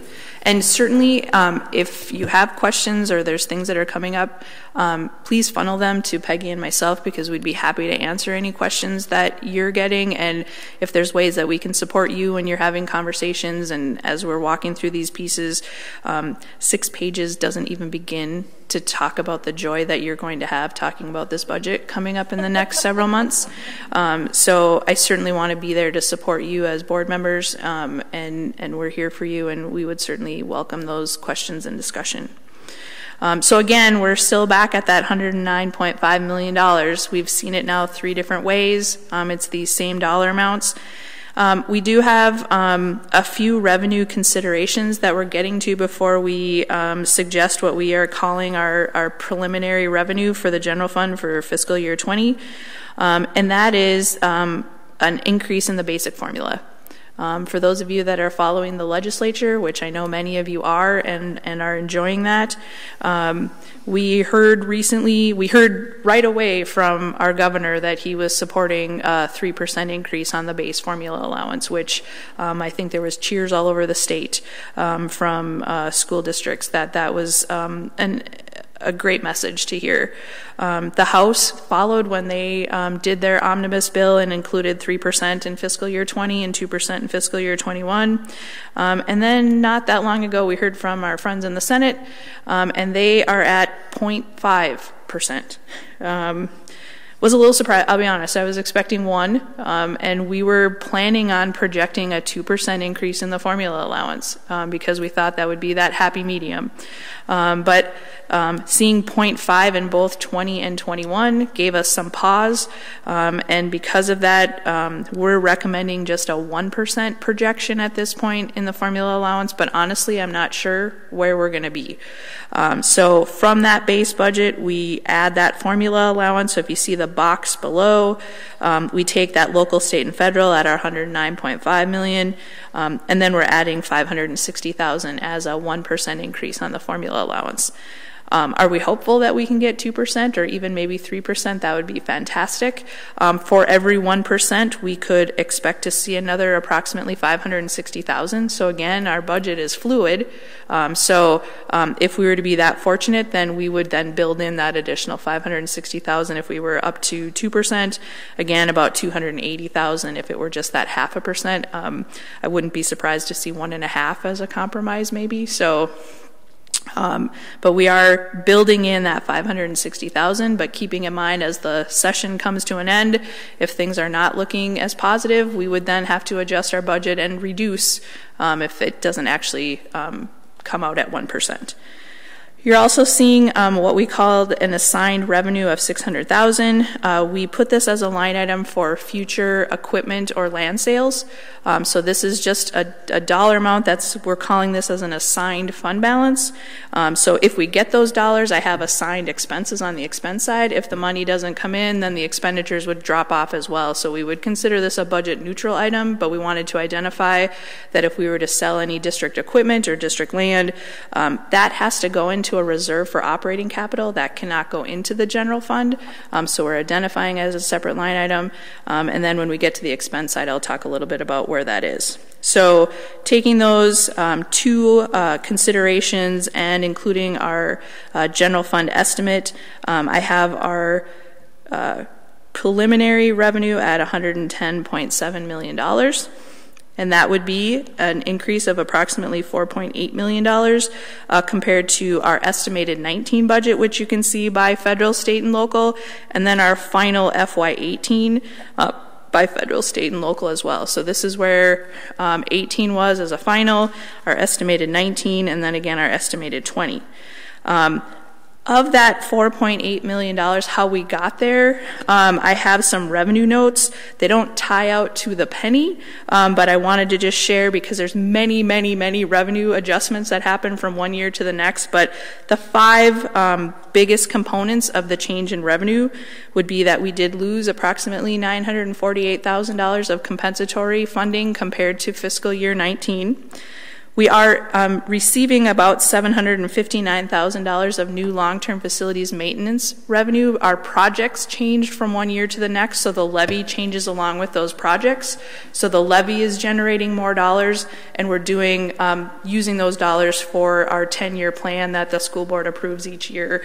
So those dollars are associated with LTFM, so they're restricted, so they aren't going into just our unreserved amounts of dollars. We also had on the pay 19 levy that we talked about last fall and last December, there is a $907,000 negative adjustment for a fiscal year 17 referendum change. So thinking back to 2015, the summer of 2015, there were some pupil count errors, I believe, on the levy. It generated a different amount of referendum revenue than the district was actually eligible for. Once that correction was found out, it takes this long for a correction to happen because levies only happen once a year. So we didn't find out until last year what the final 17 numbers were. They have to put it on this year's levy and then has to move forward into finding that adjustment. So as we talk about components of our budget, we are now bound by a almost $1 million adjustment from a prior year that is going to impact how we can budget for fiscal year 20. So that component is part of our levy, and we have to accept that. And then also we then talked about the $560,000 if we add that 1% onto the formula, and then we have our new referendum projection of a little over $5 million because of the successful referendum in November that starts in fiscal year 20. So again, of the 4.8, about 4.5 million is associated with these five changes. Any questions on page 3? I have a question about, go ahead, Member Sanson. Just a real quick confirmation that 17 referendum adjustment of the 907 is a one-time. It is the final, we believe. There's actually, if you were to look back on the pay 18 and pay 17, there were adjustments on those as well, but this looks like this should be the 17 final. There's always adjustments on the levy, but I think from 18 and beyond, the pupil counts were in line, so we'll just see minor adjustments on those referendum amounts. Okay, so this should be the last issue that yes, we did. Great. Thank you. And we fixed the process too, by We which? did. Oh, great. Yes. That's what I want to hear. I have a question about the compensatory revenue reduction of $948,000. Could you, I think there's a lot of confusion around this. Could you explain that to us? Is that strictly because we're anticipating or projecting that we're going to have less students who are eligible for free and reduced lunch? Or what does that $948,000 look like, and how does that compare with what we voted for around aligning comp ed dollars with the schools in which they are? Thank you for received? that great question. So yes, the $948,000 is calculated by the Department of Education. It is based on our October 1 free and reduced lunch count from October 2018. So the number of eligible free and reduced lunch students changed, and that drives the calculations by the sites. So we get a report from the state that tells us what our allocations are. Peggy has done all of the work to do the distribution of the 85% for fiscal year 20 and the allocations by site. And then we will be working with the sites to make sure that how those get layered out into the buildings will be done based on what their input would be. So we are still trying to find ways to make sure that we're meeting the needs of the students in the buildings, but almost all the sites saw some reductions, but some saw larger reductions than others because the reduction in the free and reduced lunch counts, which, keep in mind, it could be because there's better economic status in Duluth. The reduction of free and reduced lunch counts isn't always a bad thing. It's a bad thing in terms of revenue for us, and I've long been challenged about how the revenue is calculated, because my feeling is just because we have less free and reduced lunch counts doesn't mean we have less need for kids, but that's how the formula is generated, so that's how we have to allocate those dollars. So I'll defer to Peggy if you wanted to clarify on how that's working, because she has all the detail. Sure. So based on the report that we get from MDE that calculates out the compensatory revenue based on the free and reduced lunch counts above October 1, then in keeping with the resolution that was passed last year, I've calculated 85% of each site's generated revenue to calculate out what would be allocated to each site following the resolution. So 85% of what they generated will definitely be going to each site, and then we are working with the principals to determine how they want to use that. Okay. So similar in process to how we did the 80% allocation with working with principals and staff and teams there. So we're not, so the reduction isn't due to us moving the comp ed dollars back into the general fund to be used wherever. It just has to do with the reduction based on those October 2017 numbers. Correct. 2018. Correct. 2018, October of 18. And the effect on each site will be a little bit reduced because the resolution states that going from 80% to 85%, some will see they will experience a lesser reduction than what they would have if we had stuck with the 80%. Sure. And then one last question specifically around that. I think last time we looked at the spend down sheet for the free for the comp ed dollars, there was still a lot of money left at some schools to be utilized based on the comp ed dollars that they generated. If they don't spend those dollars this year, can those monies roll over into next year, or is it just lost revenue? It's not lost per se. What we do, because we want to show our compensatory funds 100% spent out, there are a lot of eligible expenses that are paid out of the general fund that could be paid from compensatory. So we will take those eligible expenses and move them to compensatory, so we show compensatory fully spent out, because what's left under the general fund then is less restrictive than what can be used under compensatory. And when is that decision made, and how is that decision made around Like, is it as of April 1st if you don't have, what does your process look like? That's usually done at the closeout process. It's probably in September before we ever finalize that. So we want to make sure all the bills, because people are paid throughout the summer, and so all of those costs have to be charged back to the current year. And we want to make sure all the bills, all the materials that have been purchased by the sites are recorded under compensatory before we ever do that allocation.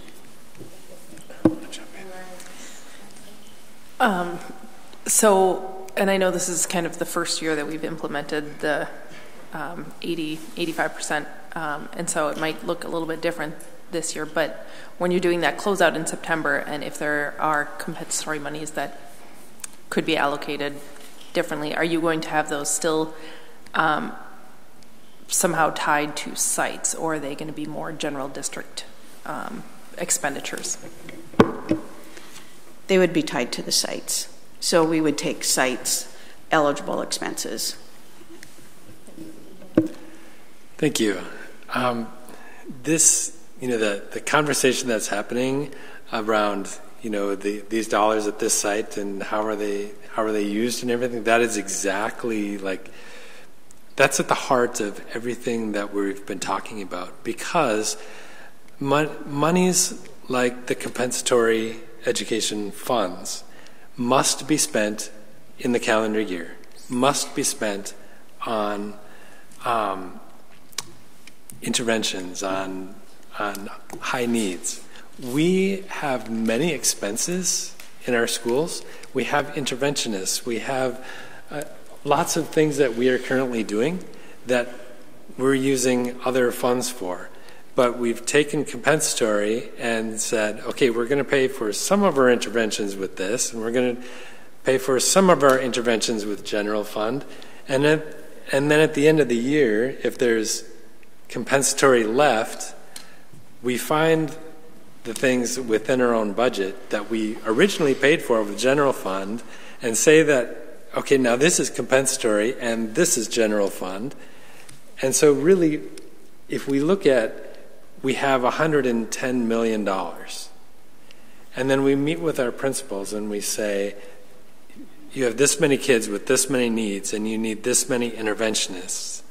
So let's just pay for that and not focus so much on, is it title, is it compensatory, is it general fund, but saying, these are the needs, these are the interventions we want to have in place, and this school has a much higher need, so we're going to have more interventionists at this place, and we are going to spend more on the schools that have higher needs, and we can track all the funds and how they're spent, but at the end of the year we still have $110 million that we're spending. So it's a little bit of a shift, because this, if we're starting next year with the same place that we were this year, we're still spending that much more at those sites. It's just that we're looking at it differently, so that during the whole budgeting process, we're not saying, okay, we're not having to do so much shifting at the end of the year, because those restricted funds that we're looking at have to be spent out, or we don't get them, because if we don't show that we spent it, we don't get it in the first place. So I don't know if that helped to explain that. Kathy does it so much more eloquently. But I think you might have confused things. Do you have a response? Do you want to clarify that? Because I think I know where you're going with that, but I can do that if you want to. Okay, great. Well, no, I was just going to add, when we're doing this closeout process, we follow the dictate that we've talked about before, in that we close out the most restricted funds first. So we're using our title funds first. Any federal funds, we're using those first, and then we go down the line based on restricted requirements. So that kind of leads our priorities in our closeout process. And so any general fund is our last component. if that helps. So from a allocation perspective, working with the building principals for them to identify what those needs are, and if you're watching at home or have a laptop, 126C.15 of Minnesota State Statute tells us the 12 uses of compensatory education funding. And so what we try to do in working with our building principals, not just in current year 19, but actually as we're starting to budget for 20, is to say, let us find those things that we can use under those rules to make sure that we can expense those things out correctly. And again, utilizing our funds in the best way to give them more flexibility with other portions of their budget to spend on other things. I've often talked, and Peggy and I have shared that we have way more eligible expenditures for compensatory, what falls under the uses of compensatory, than the revenue that we get. We probably have closer to $10 to $12 million of eligible costs that could be compensatory coming up, and we only have about $6.5 million of eligible revenue. So we certainly are spending at least double on those things that the state identifies as things that would qualify under compensatory, but we're using other funding sources or the general fund to cover those costs as well. So again, we are following the resolution, we are following the policy that was created by the board. We are identifying those things, and we will be working with the principals. We have met with all the building administrators once. We've gone through the process of talking about the budget pieces, so they've seen jazzy PowerPoints as well. But when we had those individual budget meetings, we talked about where they are right now. We've talked about the needs that they have coming into fiscal year 20. If there's ways that we can modify our current resources to better fit the needs that they're seeing coming up, and then working with these things like compensatory revenue to make sure that those things that they're targeting as needs, that we can utilize those funds that way. But we will be meeting with them again, probably we're hoping to start next week, and meeting with them and kind of getting that more detail, because we need to get their FTE allocations so that they can start looking at how they're going to be staffing their buildings and doing that piece, and we'll talk about that when we get to the components of the expense side. Did that help? Oh. So I have two observations. One, as I think when Superintendent Gronseth talked, he said that comp dollars have got to be spent in the year that we get them, or we won't get them. And then Peggy says that, in answer to Member Sandsted's question, that if there is comp dollars left at a school's site at the end of the year, whether it's a wrap-up in September, that comp dollars is at that site. So that's one confusion I have. The second confusion I have is, you say that we're going to then honor the board's resolution on comp dollars, but yet then I hear where we're really hoping that we can use comp dollars in a way that might go to other buildings where Nope. the need is there more. Nope. Okay. Nope. Not saying that. Nope. Okay. Well, you just clarified. You reiterated that it is going, because I think that's something our community. And then the third thing that just came out just in a second was that I lost that train of thought. So where does the comp? So if we're giving 85% to the buildings that earn it through their free and reduced lunch, where does the other 15% show up in this?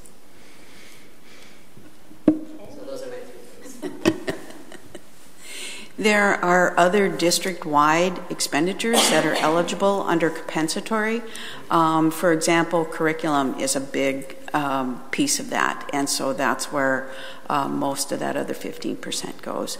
And we also spend, we get a little bit of funds under basic skills for English learners, and we are actually spending quite a bit more than what we receive on that as part of expenditures for that too. And just to clarify on compensatory, there's a current statute which I believe is in the omnibus bill to be deleted. Is that is it 3.2%, 3.12%?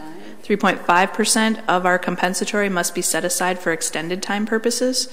That started last year with a smaller amount, and then it ramped up, and then it's supposed to maintain this way. But if I remember reading the omnibus bill, I think there was strikeout language for that. But what that means is that the first 3% of that needs to be used for extended time programs. So what we would call this is sort of an unfunded mandate, is that they've given us, this was similar to Safe Schools several years ago. 3% had to be set aside for counselors. I think that lasted 2 years before that was stricken. But we find uses, but they don't actually fund them. So it's actually pulling away from our compensatory allocation. That first 3% needs to go for extended time programs.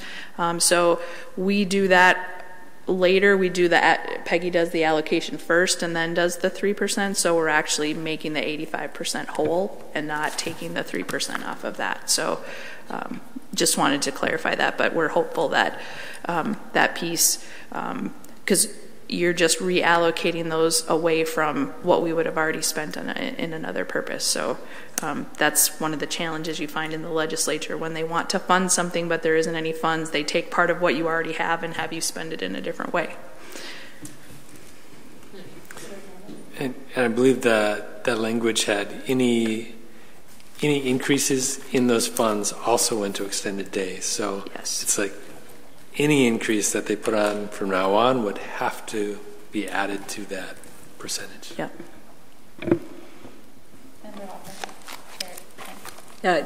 Could you just review again briefly the closeout process? You said that happened when again?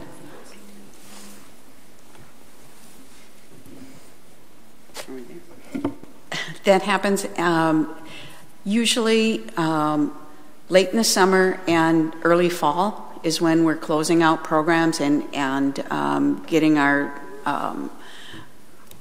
books ready to be audited. So our auditors usually start in the main audits in October is when they do their field work. So we have to have everything closed out and done by then. We are required to have a preliminary report to the state by September 15th, which we do. Then you have you have time to close out, and then your final report is due to the state by November 30th. Thank you. And then my other quick question, you had mentioned the meetings with the principals, and thank you again. So they happened in March, and now you're starting the second round of them, but you met with all of the principals around March? Correct. Okay. Thank you. I think we did it over about 2 or 3 days. They were really great meetings. I learned so much from each of them. We shared a little bit of information, but it was really about getting information from them and just kind of dialoguing on where they were, what their needs were.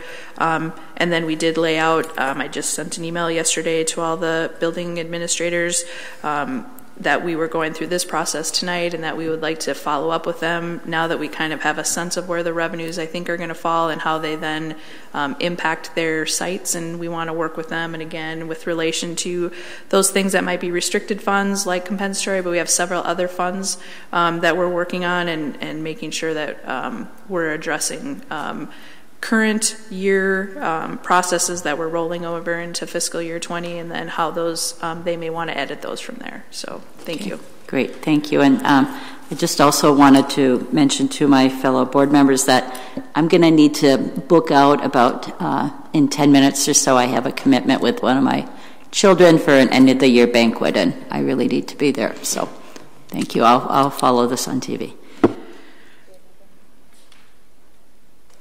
Oh, thank you. So that was page 3. It was a great page and great discussion. Going to page 4, we're now looking at expenditures in the expense budget side of where we are. What you're going to see are, again, some overview and definitions that we're using. Again, the general fund expenditures have a wide range of categories that we're talking about, and we use a coding. You might have heard UFARs. That's the string of code numbers that we use to identify different revenues and expenditures, and we'll talk about some of those in a large scale sense. So again, we are required through state statutes and rules to identify our revenues and expenditures.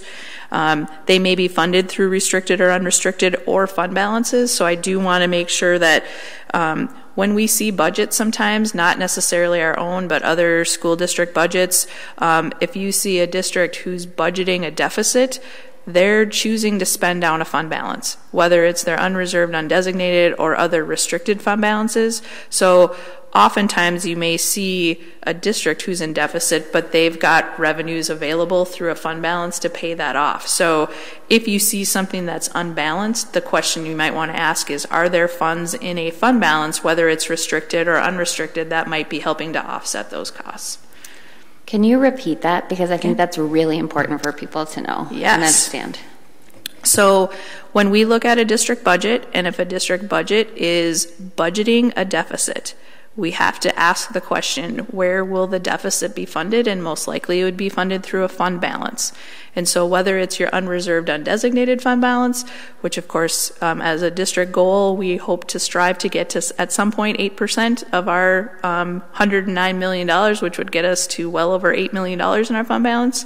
But for other districts who have fund balances, they may be utilizing a fund balance.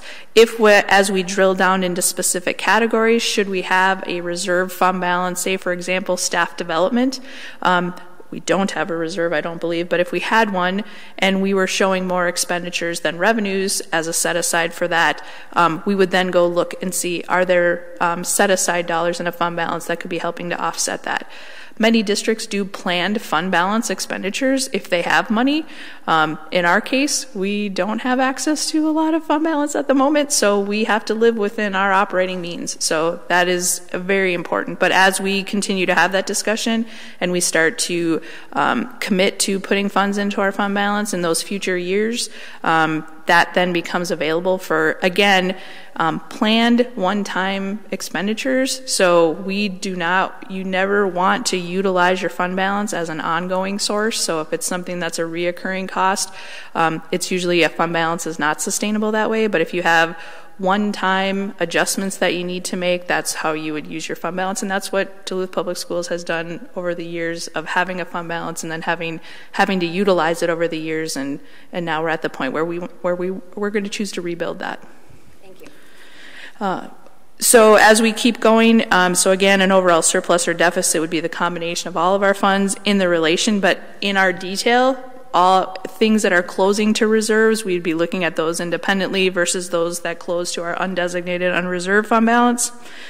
Staffing for fiscal year 20 is currently an estimate. We are continuing to analyze our programs and people trends, and we'll be discussing that with our principals next week.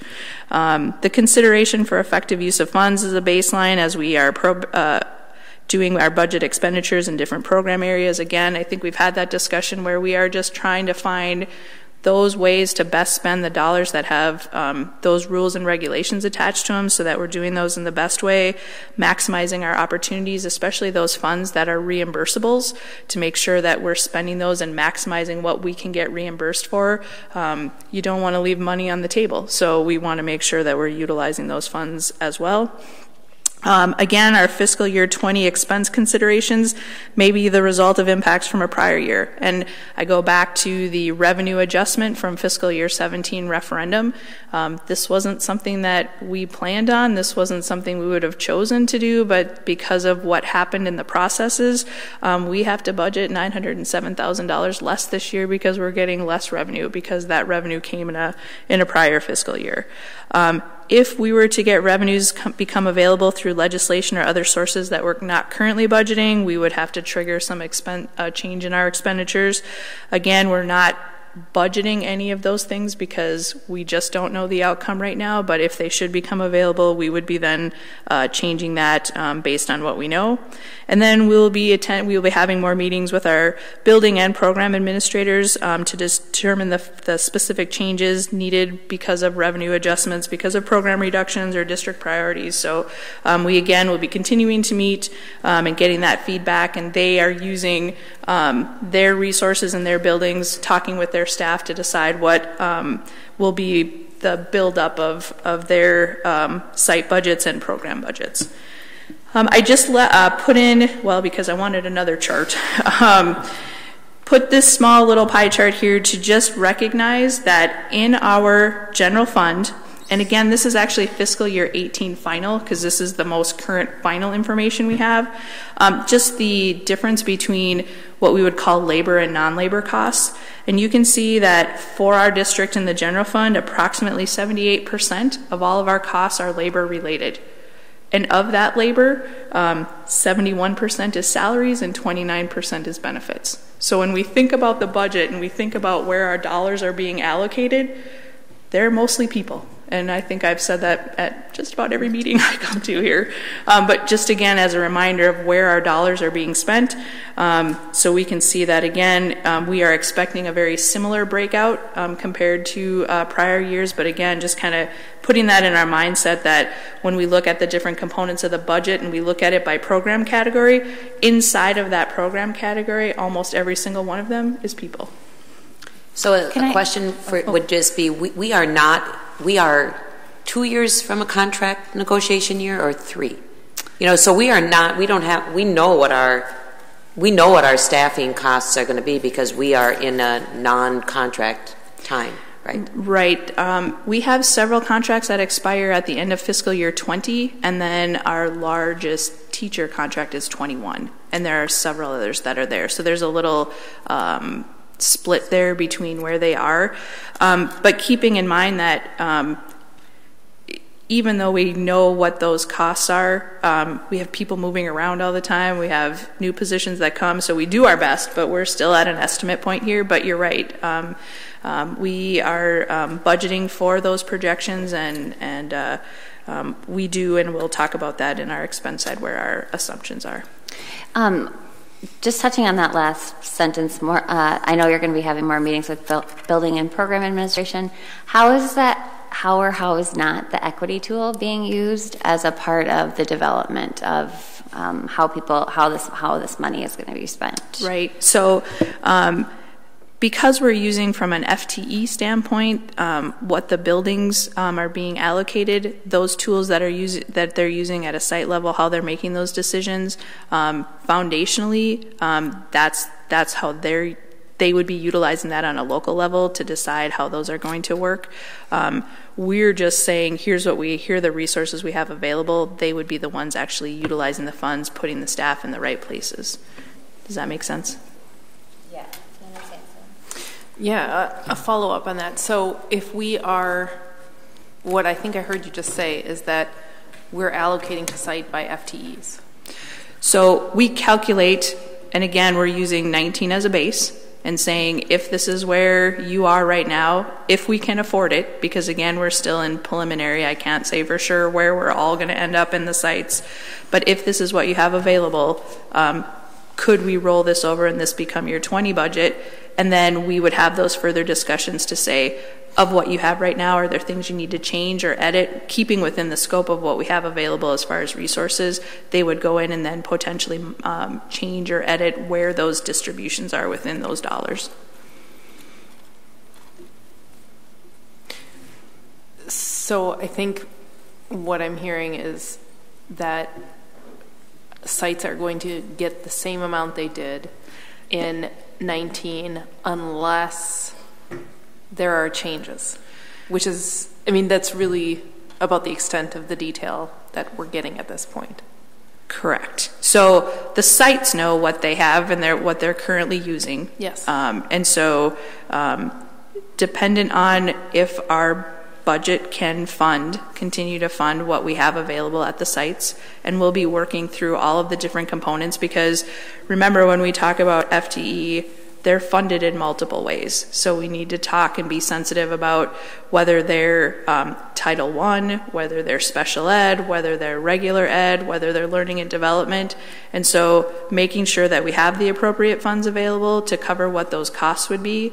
And then once those resources have become available to us, that we know that we feel confident that those are, then we would be talking with the staff. And we had, as part of our process, had to build in the contractual salary and benefit increases that Member Lofald mentioned. So that's a component of it. So for example, if a certain funding source is stagnant from 19 to 20, but we know we have higher costs, we may have to redistribute part of those FTE costs somewhere else, whether it's general fund or another source, to make sure we can maintain that FTE, which is why we're trying to use our revenues in the most effective and efficient ways to maintain, with our goal of maintaining the FTE, maintaining the staffing at the sites that they have now, within the constraints that we have in certain revenue categories like compensatory.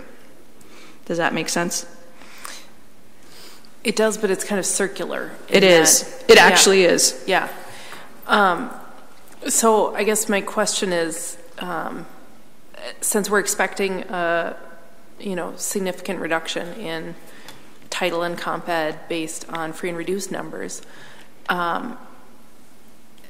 is it a possibility then that a site that receives a lot of title is going to have the same amount of revenue as they do this year, except less title because we're going to be getting less title? Or do we anticipate adjusting for that? So what we're attempting to do, as we have started to put this together, and we need to meet again, that's why we have to meet again with staff to understand what their needs are. We would then try to maintain as much FTE as we can. So if there are other funding mechanisms within other funding sources that we could reduce to maintain those FTEs, that's what our hope is. So that's where we're trying to go with that. And we have discussed with both the title directors and the folks that have the compensatory allocations that we may need to look at reductions if, with what we have being reallocated, if we have enough resources through the general fund to cover those costs. So until we find out what the principals need, we don't want to make any assumptions on what we're going to utilize all the dollars for. But the starting point is maintaining FTEs. Our goal is to try to maintain FTEs. Okay. And in terms of needs, I know you got my email earlier. Yep. I guess I don't want to necessarily characterize it as a concern, but I want to ensure that when we're talking needs, we're being fairly specific and we're talking about real needs. That is, students who are not performing at grade level, and how we're going to help them do that. And hopefully that's part of these discussions that I don't think have really taken place yet. But those are the conversations that I hope are happening in developing this before we're able to move forward, because I'm certainly going to want to know with more specificity if we're doing a need-based budget, how we are better addressing the real needs, what those needs are, right, and how we're addressing them. I think that's a great point, and just to follow up on that, using the base budget model, using fiscal year 19, if those identified needs are currently in our budget, they should be rolling over with the goal, again, of trying to maintain those needs through our district budgeting process, but knowing that we have some challenges in certain areas of our funds that we're going to have to discuss. So the idea is, rather than starting from scratch, if those needs have been identified in fiscal year 19 and we're doing those things in the sites and in different program areas, that those would be what would carry over, but then getting the feedback from the building administration to say, maybe we've changed a focus. I think I had this discussion with someone that maybe we're going from math to literacy. And so in this current year, they focused some dollars on math, and now they're going to transfer that into literacy. So they would be driving how those funds would be spent within the rules that we have. So does that? It does. I think that there's a danger of confusing need with expenditure, just generally, to say, well, this is what they had last year, so that's what their need is. And my thought when I'm hearing what our needs are is, what does each school need in order to be able to provide each kid with an education so they're performing at grade level and they're on track to graduate? Sure. That's what our need is, to ensure that kids are getting the education that we need to provide them. Sure, and I think that from my perspective, it is the expense. I'm looking at it from what do we have, what funds do we have available. I think it is the building administration, it is our district administration, it's those folks in leadership positions that are deciding what those needs are. And so I'm just saying, here's what we have available. I'm getting the feedback from all of the other people to determine what are those funds being spent on, and then we do the recording to make sure that that's what we are spending those things on. And I think what I'm looking for then is more information on the needs. Sure. When they come forward. Okay, so here's Laura MacArthur's needs, and they are driven by these particular areas that they've identified, and here's how they're going to allocate the revenue to meet those needs. What is the need? Sure. So, thanks. I think part of that, we can look back at our MTSS and our PLCs and the records of continuous improvement. So when our buildings are doing comprehensive needs assessment, they're identifying the needs, and that's where they're saying, okay, now we're good on reading, and now we need to add a math interventionist. And those are the needs that we're talking about with the principals when we're meeting with them. So it's kind of all tying back now to those processes that we put in place to identify those needs. And I think we're getting there. We're just not there today. So we certainly will come back to you and share with you more detail as the budgets come together. And truly, honestly, a lot of those decisions might not be made until September. And so we're going to have a budget that has to be in place by June 30th, and we'll have our best estimates of what those are going to be. But as district needs and student changes happen all the way through the first day of school, we'll probably see budget changes and adjustments as we go along. So again, I think we're trying to do our best with what we have right now. But again, we'll be continuing to have those discussions and finding out exactly those things that you're looking for. And if I can just, one more, I'm glad to hear that those are the needs that are being identified, and just what I've heard so far in the budget discussion this year up to this point has been things more like cafeteria tables, which is a need. But in terms of needs, I want to see kids performing at their grade level first. So that's just sort of my feedback on what I need to see in order to support the budget moving forward. Need to see. Need.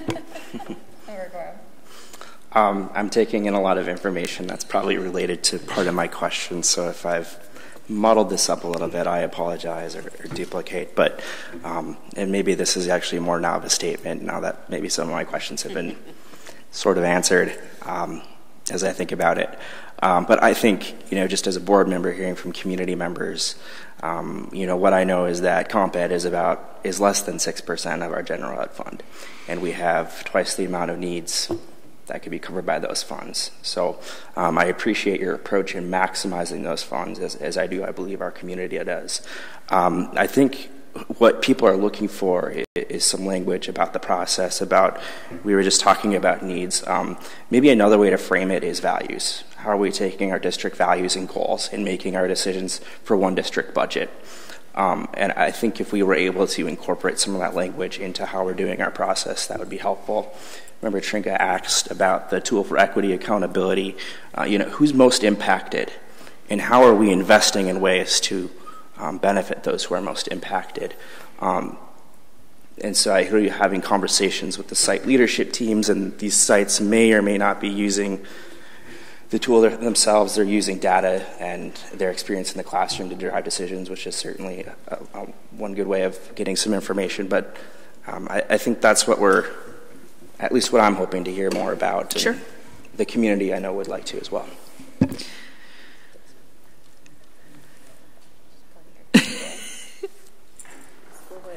Excellent work. I did want to make a comment now that I was thinking about this great dialogue that we're having, and I'm going to switch all the way back to the revenues in special education. One of the, earlier this year, I got to hear Dr. Tom Melcher speak a little bit about funding, and special education in the legislature is a hot topic, surprisingly absent from the Senate bill in total, but the House does talk a little bit about special education funding, and you might have heard the phrase cross-subsidy. And one of the things that he mentioned about cross-subsidy, and that's the amount of general fund revenue that a district needs to reallocate towards special education to cover the cost of special education. In fiscal year 2017, our district's cross-subsidy was $1,096. And Dr. Melcher, per student, and he basically said, if you take your basic allowance, which for this year is the $6,312, you would need to reduce that by $1,096. And that then immediately has to go towards our special education needs. So when we talk about the basic formula and we talk about the basic allowance, we talk about that $6,312 as if that's what we get. But right off the top, right before we get going, we have to reallocate those because the cost of special education per student costs more than that revenue that we get back. And I think someone earlier had asked the question about special education expenditures. If you go back to the Jazzy pie chart on page 2 and look at our revenue that's associated with special education, it's approximately $13.3 million.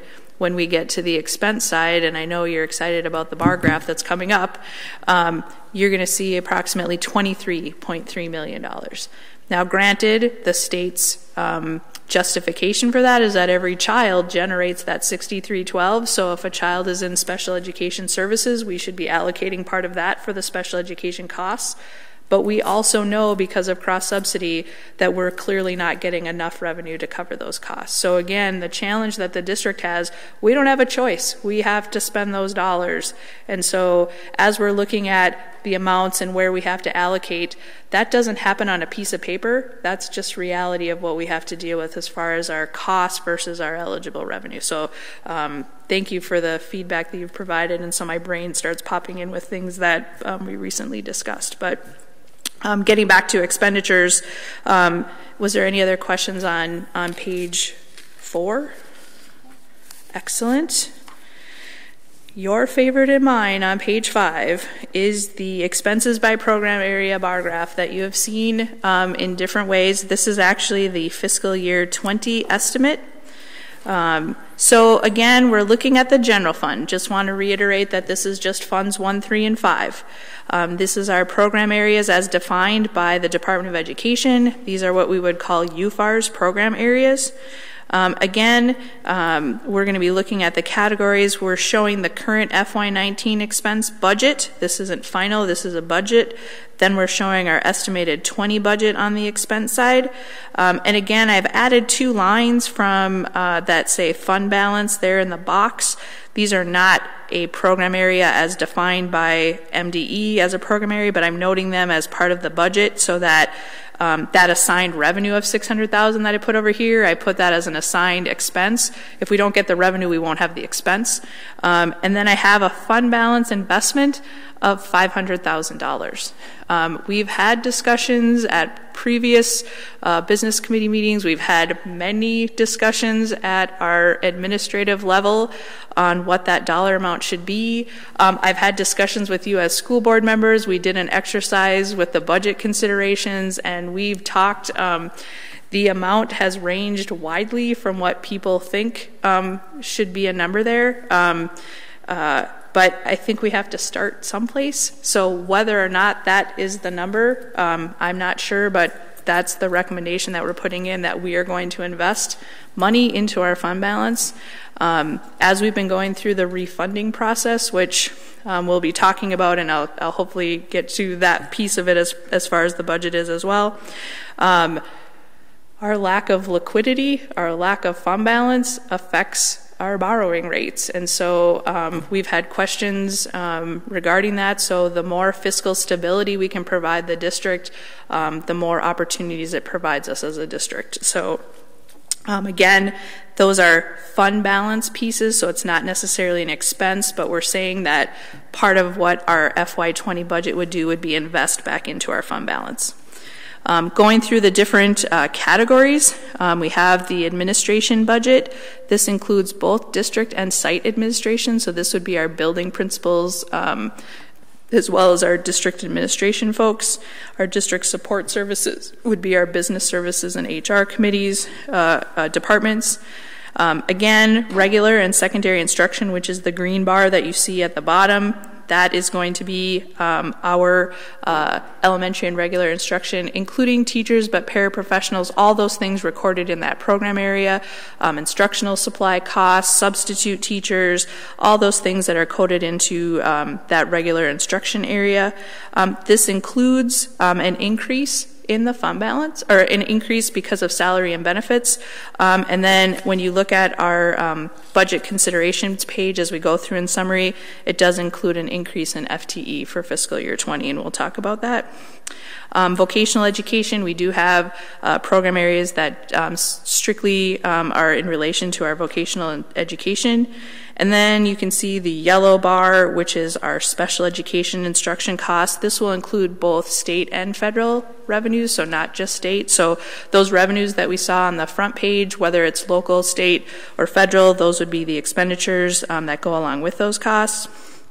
Our instructional support services include our curriculum and assessment and instruction. Some of our technology is also included in the 600 series.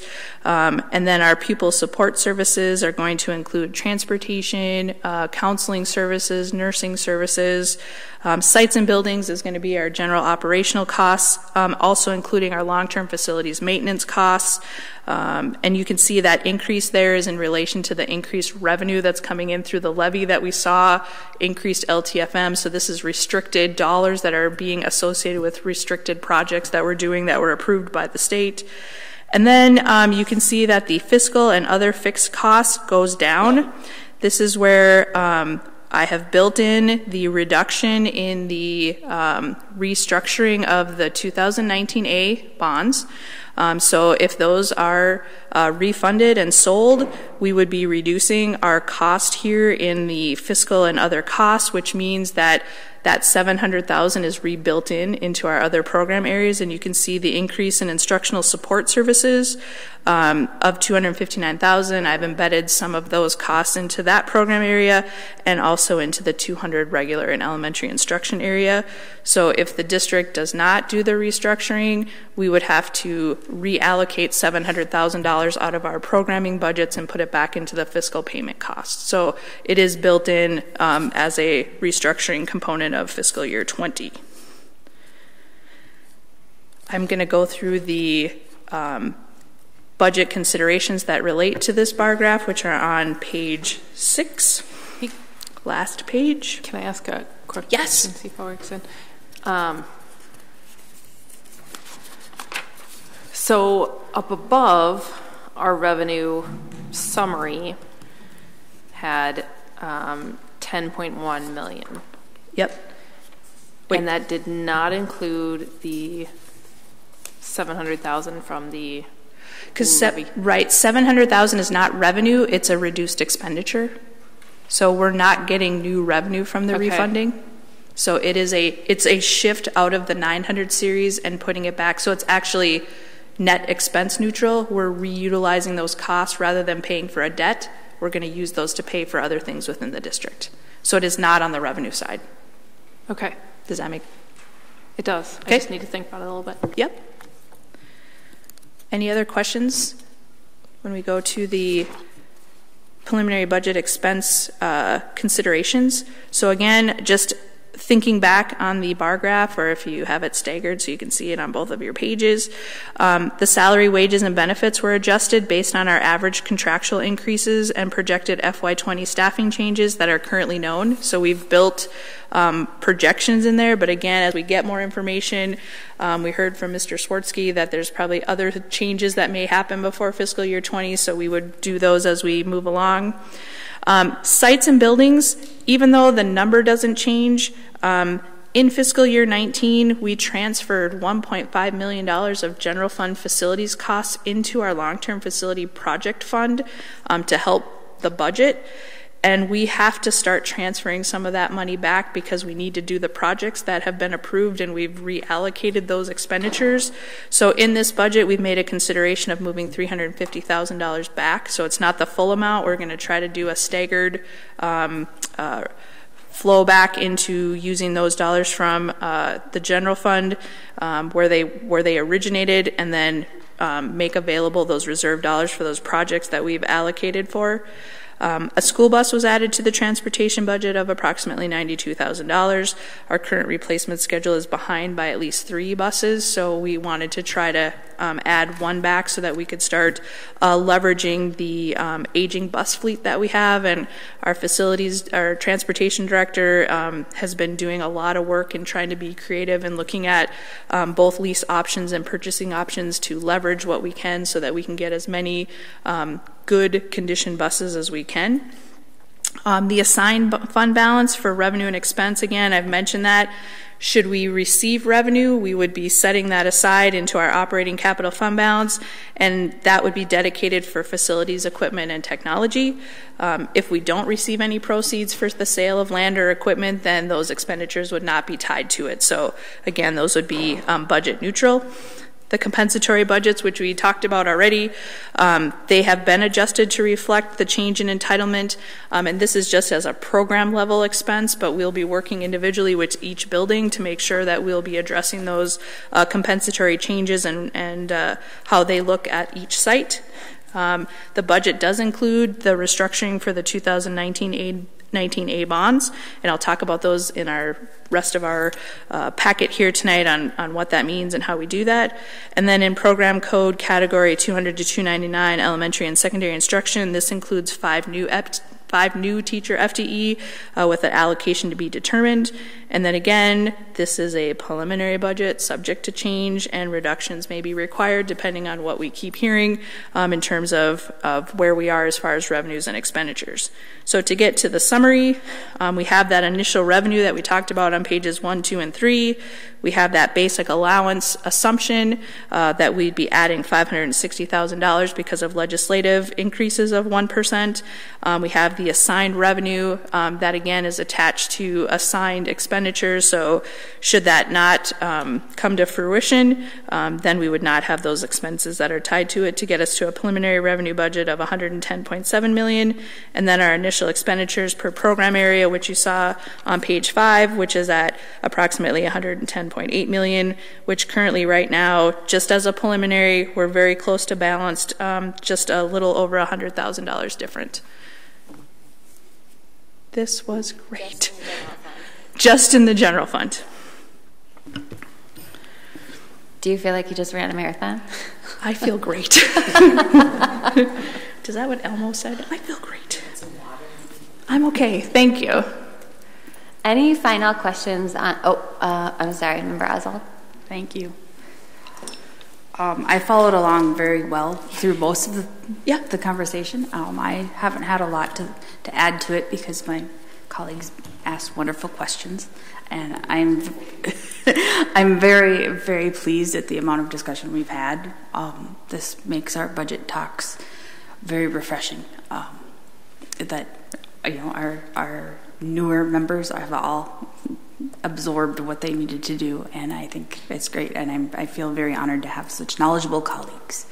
I also am tremendously satisfied that we're really close to having a balanced budget, and just thank you, both Peggy and Kathy, for the amount of diligence you've had to give us a piece of everything we wanted to, because that's what you have been hearing from everybody else, and apparently you've heard it from us too. So thank you, and I know it was hard, and it's always a work in progress, but I like where we're starting. Thanks, Member Oswald. I think on behalf of all of us here, we want to thank Peggy and Kathy for your not only your hard work on putting this together, but also the way that you've reframed the way that we view the budget in ways that are not only kind of more responsible in terms of how we're using funds to make sure we're maximizing funds that we're that have some tighter restrictions or looser restrictions depending on how you look at it, but also reframing it for us and kind of giving it to us in digestible bites. So along those lines, can you remind us, so this is the general fund piece. What are we going to see from you next month? Oh, thanks for asking. It only gets better from here, everyone. So we continue to work on the general fund, and as I've mentioned a few times, we'll be continuing to meet with building and program administrators. We have a lot of meetings on our calendar coming up so that we can continue to have dialogue and understand this component. Peggy has done a lot of work on the individual other funds, including food service, community service, our construction fund. We do have our debt service fund, and then local funds, student activities, and our investment fund with insurance. And so we'll be bringing those in May. They're self-contained funds. I think we talked last month when we talked about our budget process that things like food service and community service, we call those one-way funds. If they're not doing well, the general fund can help them, but they can't help the general fund. So they are very limited in their use. There's several fund balances inside of some of those accounts so that we're making sure that we spend those correctly as well. So both of those funds, this current year, we're doing a spend down of community service. Some of the community service funds, if you were to actually look at our revenue and expense budget, it is showing a deficit, but they have money in their reserves, and that was a planned fund balance spend down. And we actually met with Jay earlier, was it last week or this week? Last week. All the days are starting to come together for me.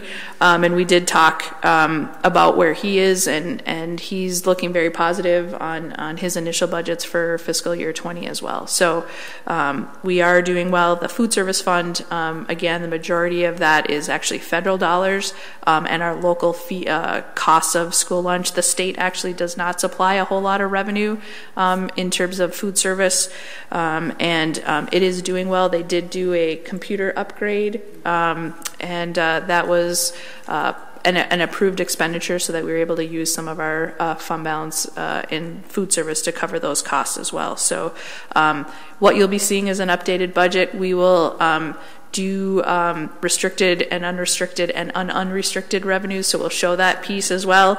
So we'll give that update, and then we'll continue to work on showing a little more detail on the expense side as we gather more information from our building and program administration. So you'll be getting kind of more of a panoramic view of the budget in May, and then finally you'll get that full budget for approval in June. But we'll have that to you before your board meeting, so you have plenty of time to digest that and go through that. Great. And can you remind me, Superintendent Grunsetz, do we do a community presentation about the budget in June?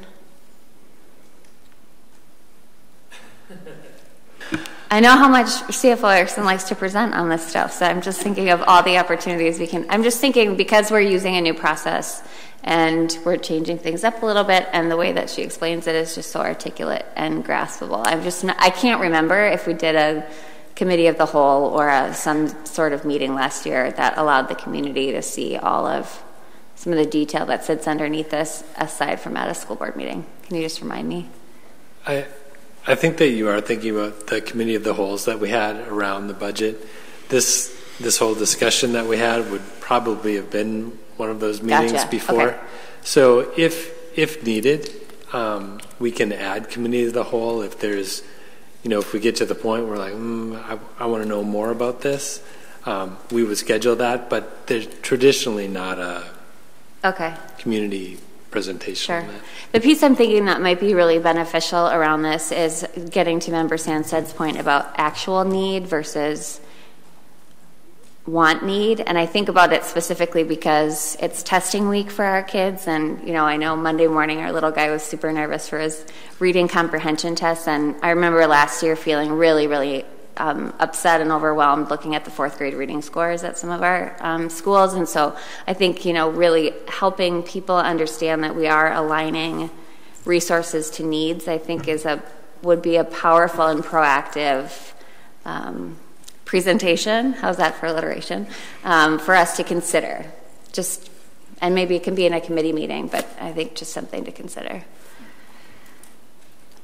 And if I could just, and I don't know if I'm just being wordy, but, and I appreciate that the process that we're seeing for some of you looks new, but I just want to clarify that the process isn't new in terms of that we're doing anything dynamically different. Peggy is still doing the same processes and using the same sources of information. She has allowed me to use jazzy charts and graphs that are my favorite thing in the world, and being able to dialogue is also just one thing that I really enjoy doing about talking about it.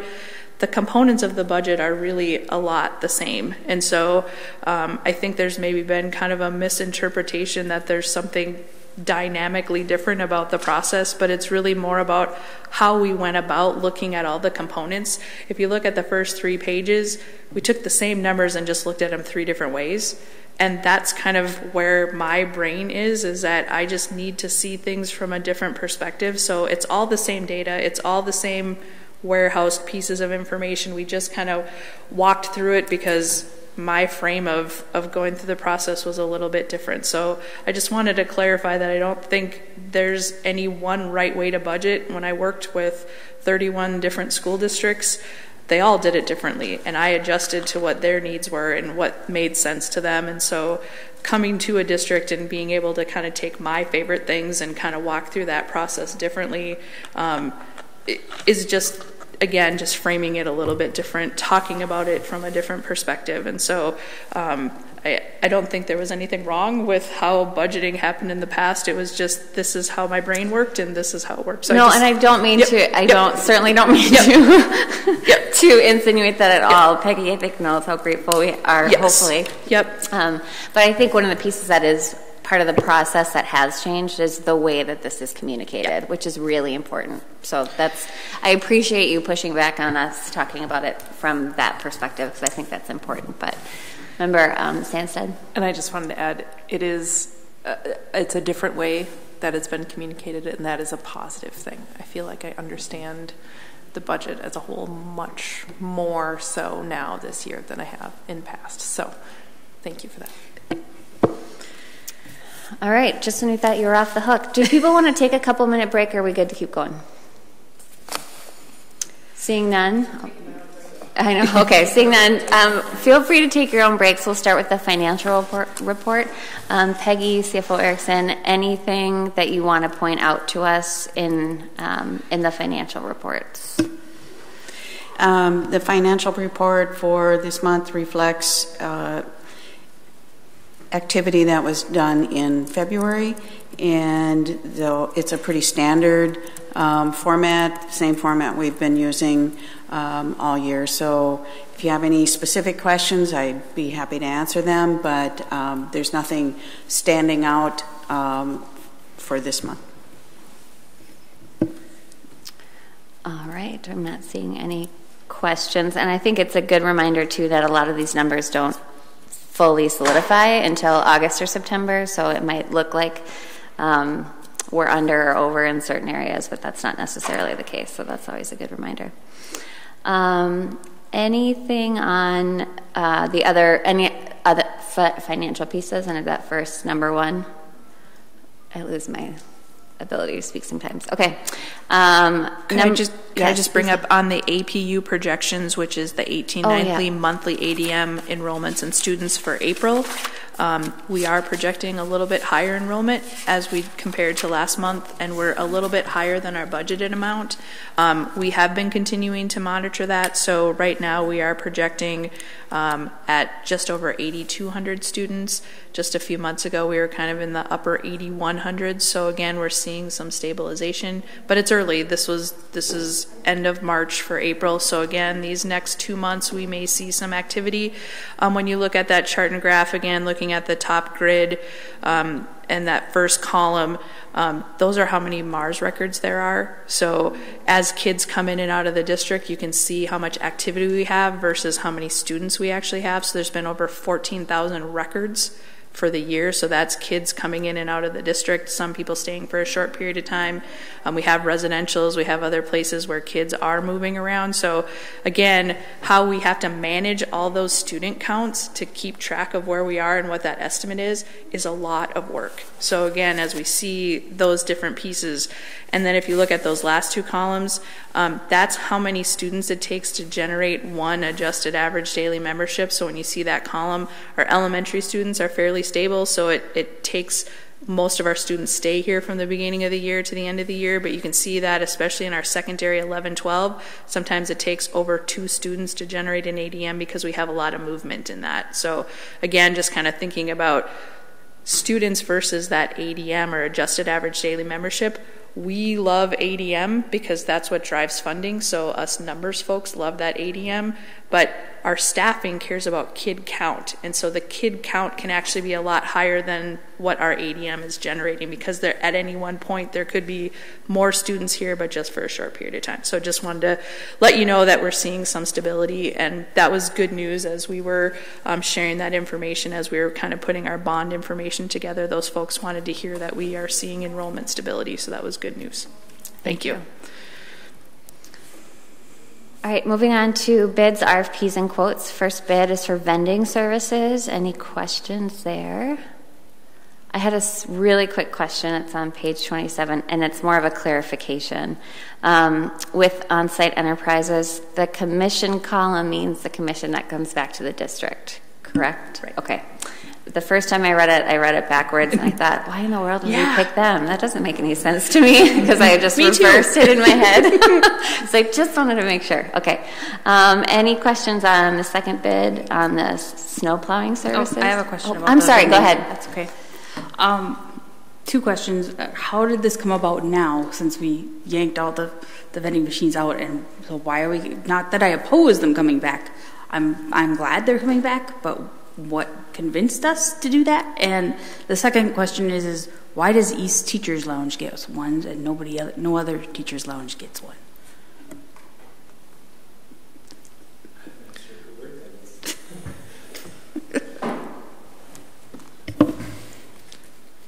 So I can speak to pieces of that. I don't know the insides and outs of East Lounge versus the Benfeld Lounge or anybody else's. So my guess it has to do with when they did the walkthrough, that based on power supply space and what other factors they consider with that. This came about starting, I think it was in September is actually when it actually came up. Came through an athletic director meeting. They meet with me monthly, and so it started there. The process about inquiring about vending machines. It then came forward through mostly the high school principals, but we looked at it from a secondary standpoint. And so we brought that to the wellness committee. The wellness committee weighed in on it. We then had a survey that went out to the wellness committee after that. We brought that back to the principal group, back to the athletic directors, went back to the wellness committee again. All this time we've gone out for RFP, and we went through a process. We connected through different districts to kind of look at some of the different cost features and stuff like that to figure out what they were. Didn't really have great information there, and Tony worked some magic over there and brought it to this point. So I can't completely speak to the Tony side of things, but that's how it got to Tony. Okay. And so where does the commission go? What's that going to fund? Right now, school districts get, is it 6,000? Is that what it is? They get 6,000 in place of the vending machines, and so that was something when they came out that funding went in place to offset the funding that was there.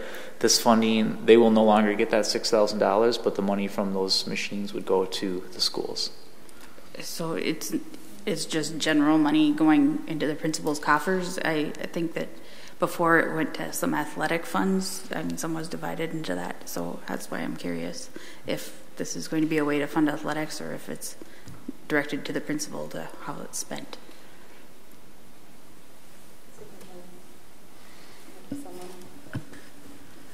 I think previously when the vending machines were in the schools, the commission did go to the principals into their general fund, and they distributed it as they saw fit to athletic departments, music departments, wherever they decided. And then when the machines were removed, in order to make up those lost revenues to them, the district had decided to supplement that through their materials and supplies. I believe the actual numbers is $7,000 per high school, $3,000 per middle school. So we're not really sure how much commissions are going to be generated now, because the number of machines, the type of products that are in the machines has changed. So we'll have to be looking at that over the last year. But it was really driven by the principals and the athletic directors requesting to have the machines there. A lot of times there's activities going on after school, and there's no place for someone to get something to drink, so that's kind of what drove the whole thing. Well, I thank you for putting these back in. I know there's a need, and it's an opportunity to raise some funds for kids that need a snack. So thanks. I will say that the only way that we would agree to this is if it followed the wellness policy, that there not be soda in the machines, there not be any candy in the machines, and we were really clear with the vendors that is our expectations, and that if it became an issue, that we would discontinue the practice again. I did want to say that our intent is that the machines would not be on during the day; they would be for after school. Does anyone watch The Office? I think about when Dwight fills the vending machine with like fresh fruit, and it gets fruit flies and like all sorts of bugs and stuff in there because they're trying to do a company weight loss program. So when I read about the wellness components in the bid that went out, that's what it made me think of. So,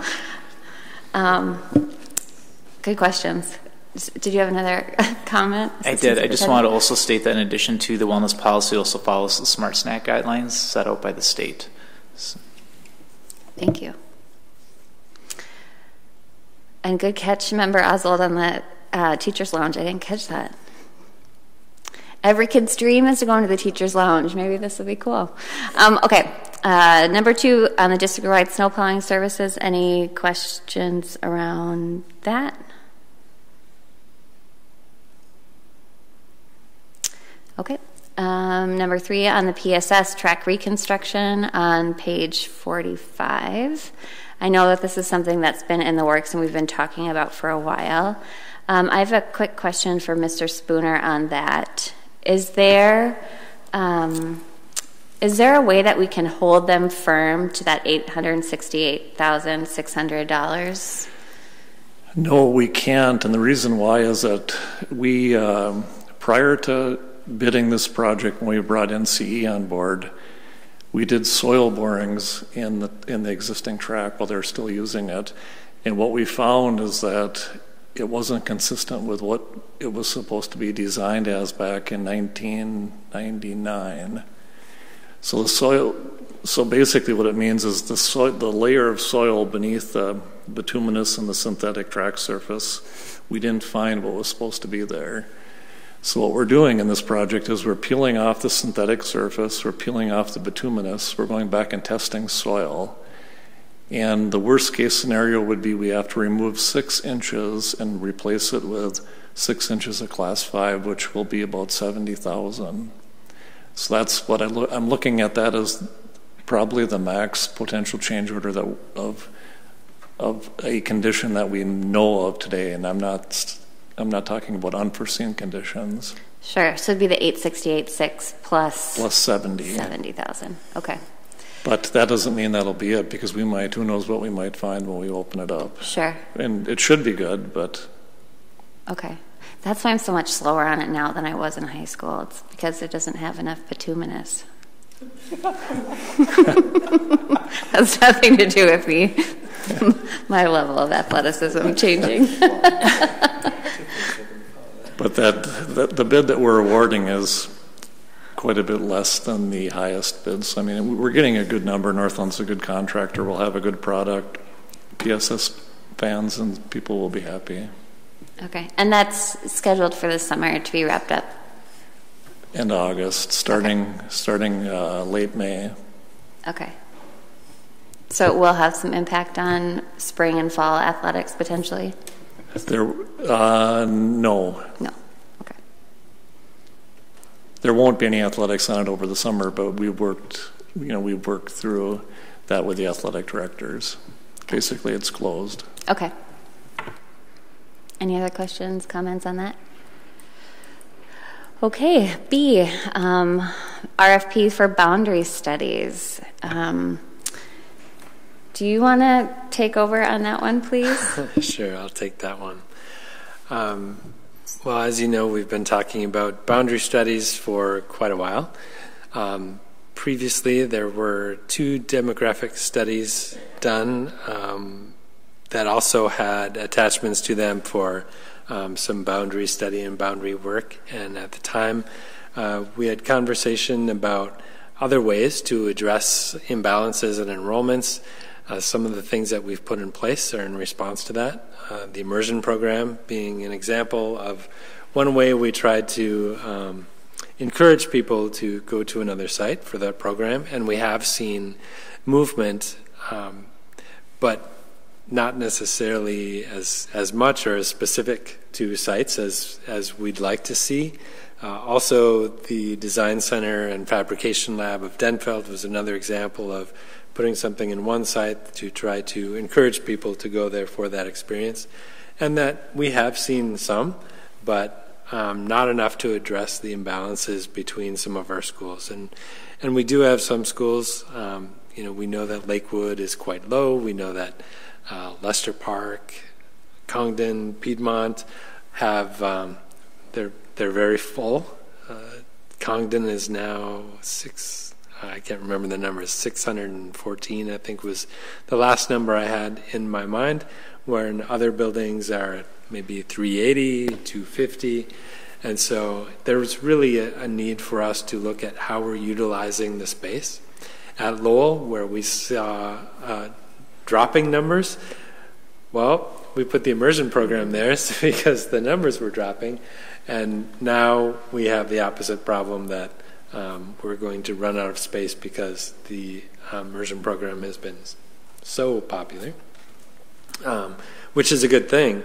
And so I really have looked into how to best do this. I heard that there was interest in having a local company or organization look at this.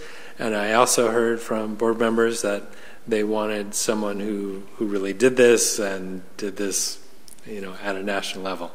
And so the proposals that I've brought to you and have done some studying. This is a great study. If anybody's interested, I can send it. It's Best Practices in District Rezoning. It's done by Hanover Research, and it's kind of the most cited study by other people. So you have 2 proposals. One is from Northspan, which is a local company.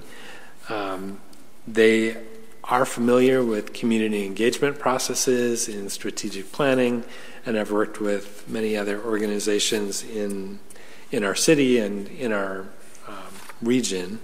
And then there's another one from Cooperative Strategies. Cooperative Strategies is a company that all they do is school boundaries, and they are a national company.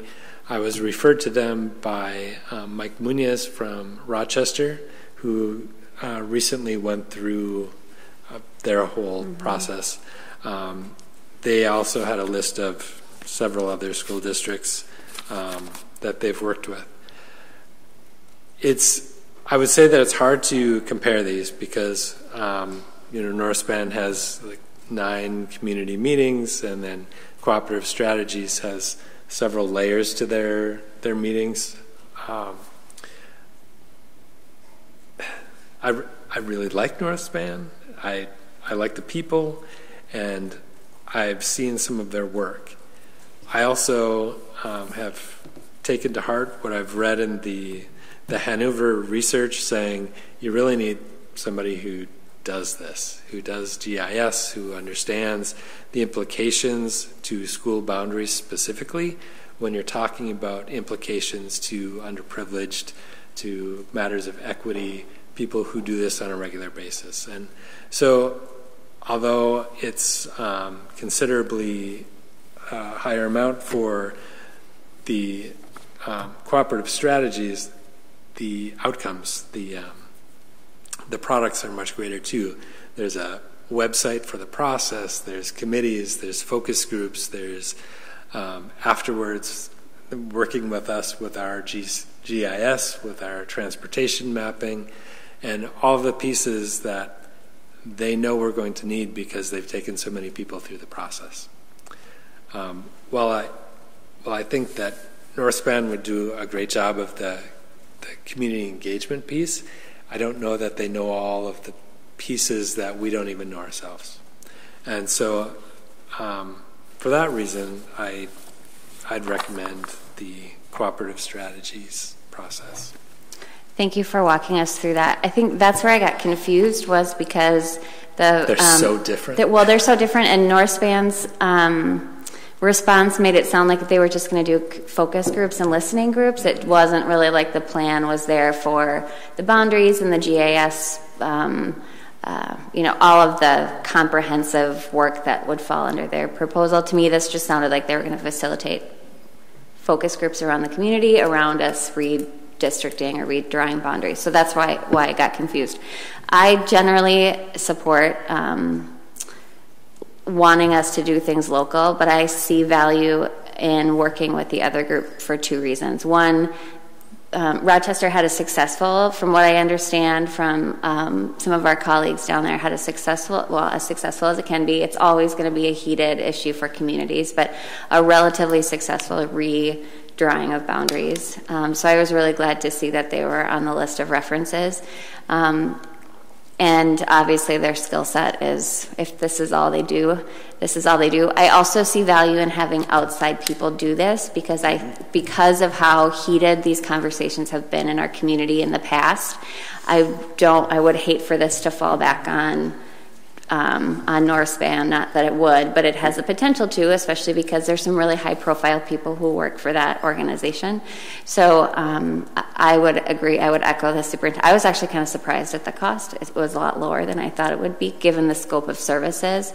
I would ask that we be mindful of scope creep and cost creep as if we do work with them and go through the process, to make sure that they're not adding on here and there, so we're charged $10,000 extra here and $12,000 extra there.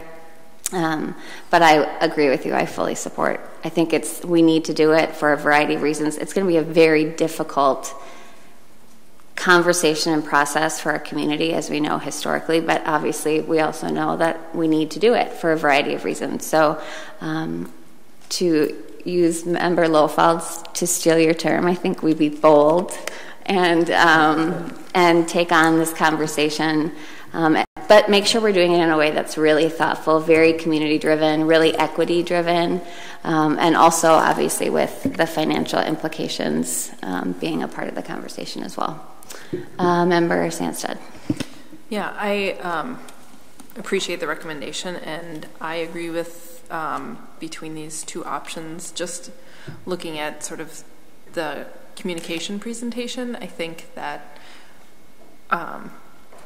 we talk a lot about communication and wanting to do a better job with that, and we are seeing some of that, and I see cooperative strategies really doing a very nice presentation in their proposal and their website and things like that, and so I think that is useful. I would ask if it's possible, if you can communicate with them this week to see if they would be willing to perhaps coordinate those community discussions with a superintendent search firm, if that's something that they are open to and willing, because I'd like to know that before we hire them. Thanks. Having just finished a very lengthy budget discussion, I just want to know, can we afford them? I think it's worth the expense, but do we got the money, and is it justified? As As we looked into this and the superintendent search as well, we have built them into the budget. Perfect. I agree. I don't believe the deliverables and that North Span can bring to us encompasses all that we want to accomplish in the process. Well, Kathy, did you have a comment about the cost? No, I was just going to say I think she meant exciting instead of lengthy budget process. She meant exciting. Oh, fun. I apologize. I was hoping for some flashier graphs, but I know you've been overwhelmed with communication, and I much prefer the communication. I like the rainbow of color look. Just saying. Funny. So I'll go here. So yeah, I like being bold too, but so a couple of just comments is that before we even can talk about which avenue we'd go down with these companies, we have to, as a school board, say we're not going to have this and then not go through with their proposal. So let's not go down the road of saying, well, we're going to have them do this if as a board we're not 100% sure that this is what we want to do down the road. So that's my first observation. I like the boldness. I like it looks like it could be a solution instead of just us worrying about our problems. It's a solution we have as a board to offer. But again, I don't want to spend $58,000 if this board isn't solid in whatever the recommendation is. We're going to do that. So then my second observation, something I get excited about, really excited, like I can hardly contain myself, is that I want a board retreat sooner rather than later, where we can vision that, is this really what we want, or are there other possible ways to get to equity and what's best for our kids that might not be boundary driven, or it might be, but we haven't had conversation. I mean, I'm excited that Superintendent Gronseth brought this to us tonight on this agenda, but we as a board, I have never in my year and a half really known that this is a direction the new board members, when we joined this school board, were set on. And I don't disagree. I like bold, I like vision, but I just feel like before I go down this path of which group is better, I want to know that all of us are on what do we want? What do we want our district to look like? How do we get to equity? And is boundary one of the best ways? And if it is, then no amount of money is too much to go that way.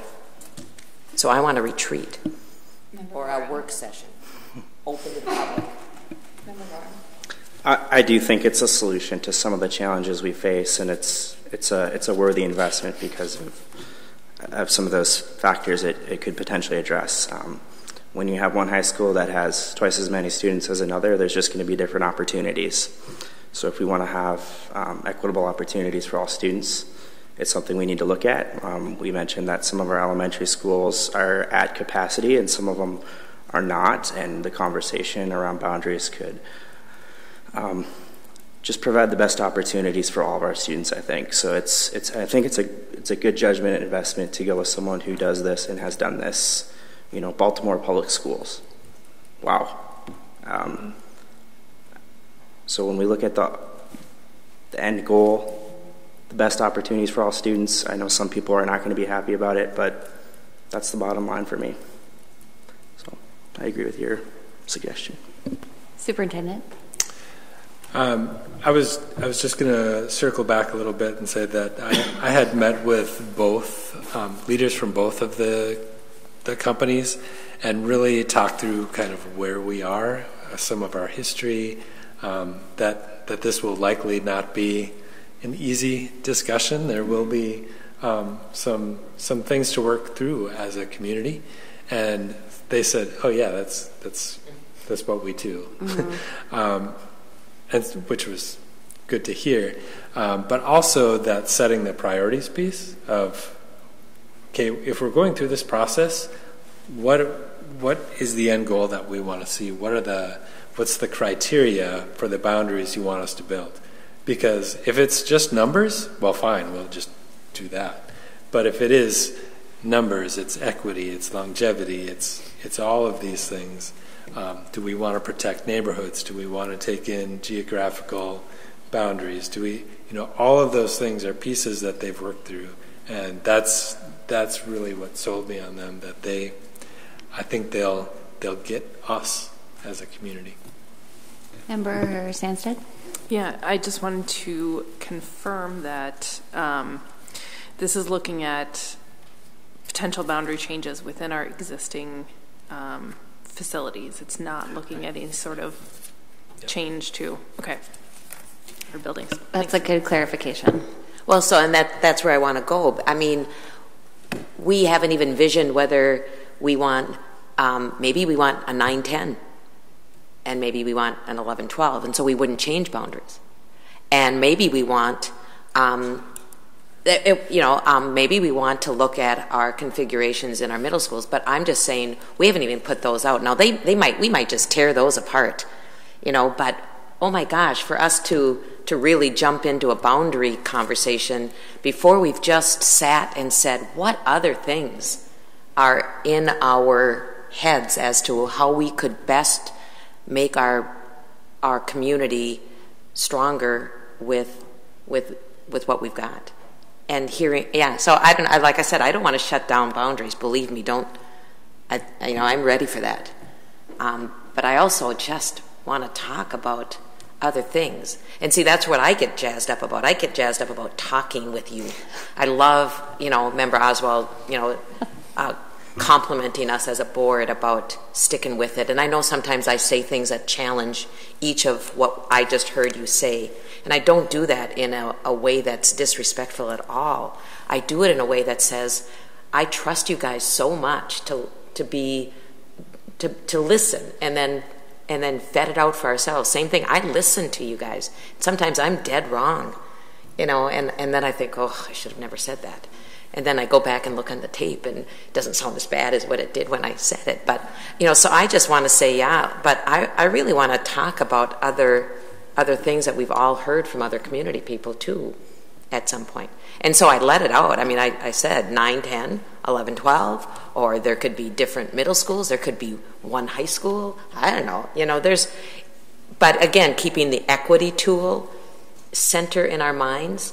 But I also, maybe boundaries is going to be, and the other thing, I can remember having this conversation with Superintendent Gronseth when I first got on the board, is there are many communities that do rezoning and redistricting, or whatever you want to call it, boundaries, every 2 to 3 years. Because as their needs change and there's growth in different neighborhoods, there has to be redistricting, reboundering. But Duluth just doesn't do that. And it would be nice to really communicate and educate our community that says we have to do it a lot. We should be doing it more. We wouldn't be where we are now if we had been doing it all along. But now that, so. And I think, to your point, Member Lofald, I think that part of what I'm seeing and what they would provide would be kind of teased out throughout the course of that process. So I do agree with you wholeheartedly about the board retreat. And I think that that's a component of it. But when I looked at their website and I saw all of the different things they did, and even the maps that they had in their response to our RFP, and some of the different pieces that you're able to see, though that conversation happens organically throughout the process because the process is so lengthy and so comprehensive.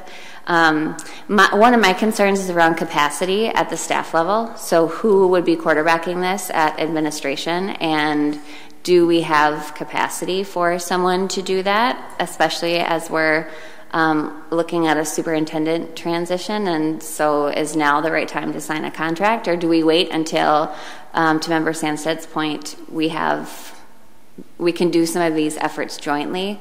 I guess I just would like you guys to think about capacity, because we know how already thin you all are stretched. Member Gorham. as a part of the comprehensiveness, boundaries are part of the conversation, but the 9, 10, 11, 12 approach as opposed to said boundary change or you also have to address elementary schools, changing boundaries for elementary schools versus doing more immersion schools. Is that within the scope of this RFP potentially? I think it definitely could be, because one of the first things that they talk about is setting the criteria for the process. What do what's tight and loose in there? And so if we say, hey, we're wide open to listening to ideas, and it may be that if we say, it's like I mentioned before, if we just said we just want the numbers the same, well, then they're just going to draw lines that make sense numbers wise. If we say equity is really the heart of what we want, then it might be completely different. And so it's really going to depend on those initial meetings, on those initial groups that come together that say, this is what we want it to look like. This is what we want to achieve. Help us get there.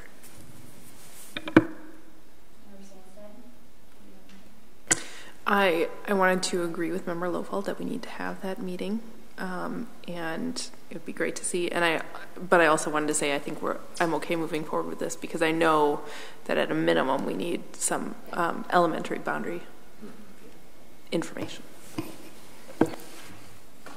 Great. Any other discussion around that? Oh, sorry, Member Oswald. I'm over here. I see you. I see you. I just wanted to thank Member Lofeld for bringing up, those thoughts, because when we're talking boundaries, I was automatically stuck in elementary mode. And so understanding that, it's the conversation is bigger than trying to get Concord into a manageable size and making sure that other places have enough resources based on their population and things like that. Those are what I think about, and those are needed now. And so I really want to get that done as soon as we can. And that leads to my question. With this process and implementing this process, are we looking to have something in place for the start of next school year or the year after? No. Okay. I was going to say, please, God, no. But okay, I wasn't sure. I almost shook my head off. No, this... Whiplash? You okay now? Okay. I think what would happen this spring is just kind of planning for the process and the timeline, and this would really be a process that would go through maybe starting in August with some staff and then moving into public discussions in the fall, and then with recommendations coming at some point that I would see having maybe a 3 to 5 year phase in, because there's usually grandfathering to consider and siblings and all of that. So this is not a fast process with a quick fix at the end. This is a long-term plan, long-term answer to an issue. We're going to get the results, and the superintendent's going to drop the mic and say, see ya. How exciting that to be able to look for that. Yeah, it would be a nice little crown. Okay, anything else around that RFP? Moving on to quotes. The first quote, district-wide carpentry labor. Any discussion there? I have a question. Member Oswald. Can you remind me how much our current contract cost that's expiring, and so I can know how much it's gone up or not? To date, FY19, we've spent $2968.58. Thank you very much. Okay. The second quote on the annual fire extinguisher service. Okay. District-wide lawn care services. Nope. Refrigeration repair services. Haven't we talked about that before, Mr. Spooner? Yeah, that's what I thought. Oh, a chiller.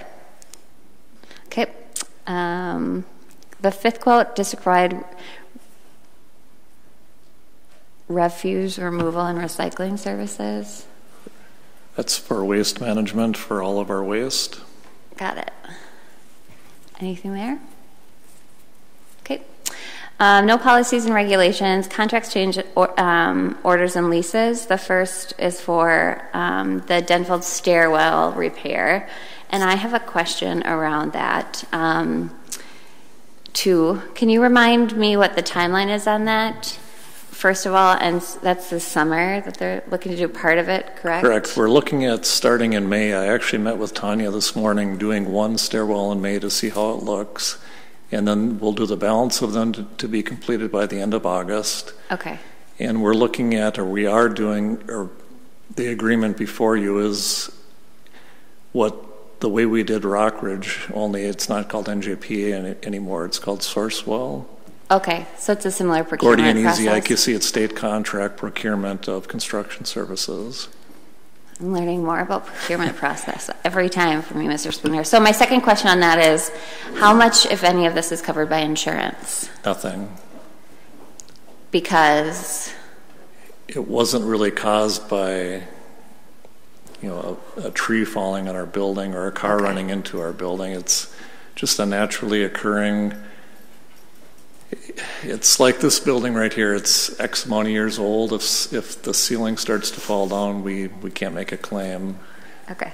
It's like if a wall is built incorrectly in somebody's house, they can't, and the wall falls over, they can't call their home insurance company and get them to pay for it. Sure. Got it. Doesn't damage. Mr. Spooner, can I just ask quickly, will Denfeld be closed then this summer? We have nothing going on at Denfeld with the exception of some use of the weight room and that parking lot to enter the gym entrance. I've worked with Tanya, Tom, the community ed folk, summer school curriculum. It's basically closed. Okay. And as long as debate and speech usually get in there in August, but I haven't put a building permit in yet, but just curious. Well, it might be done. I don't want to say it would be done. We're shooting scheduled completions last week of August, but it might be done sooner. And as long as we're on LTFM, and this is the last LTFM item, I just want to remind everybody that if you look back at the older LTFM documents from what you approved in May of 18, the transportation roof was on that, but the transportation roof was removed by amendment prior to the budget being finalized. So we still may have budget to do it, but I'm waiting till probably June to think about it, because transportation could be done probably any time of the year until it gets cold. And we had reallocated $532,000 of LTFM dollars for other purposes, compliant salaries and compliant miscellaneous maintenance expenses. So that reduced the amount of money that we had in LTFM for this year to work with. And I was looking myself here when we came up, but that was in September of 18, and I just found the email that I had sent that it was done by amendment. So I just want to make sure everybody knows that that's what had happened, and that's why transportation isn't being done right now. So if anybody has any questions, I might be able to, or Peggy might be able to help us answer that. All right, seeing none. Moving on to resolutions. First, acceptance of donations. Any discussion?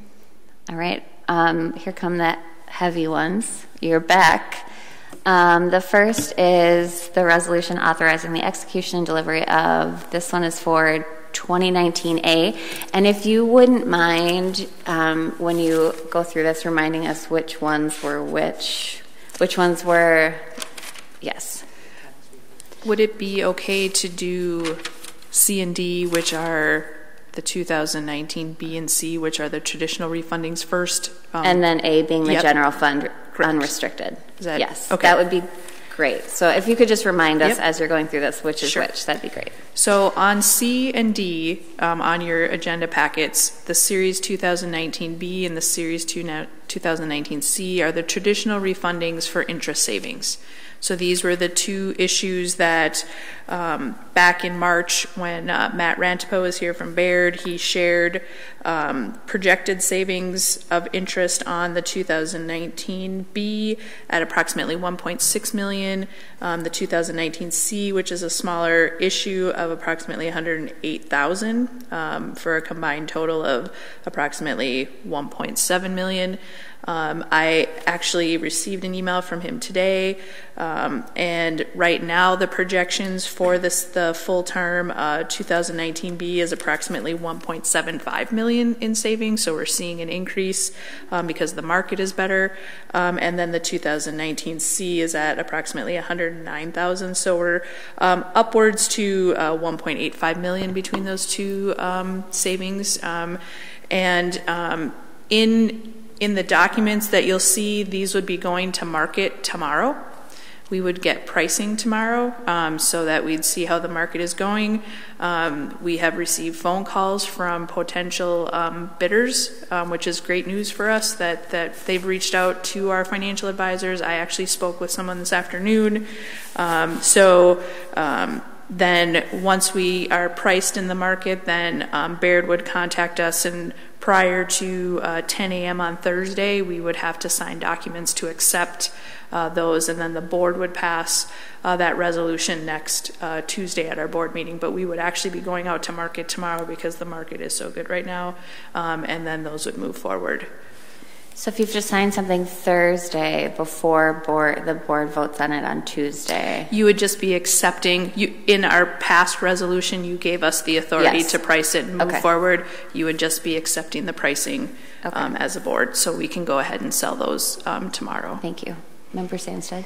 That was my clarification. Yep. This resolution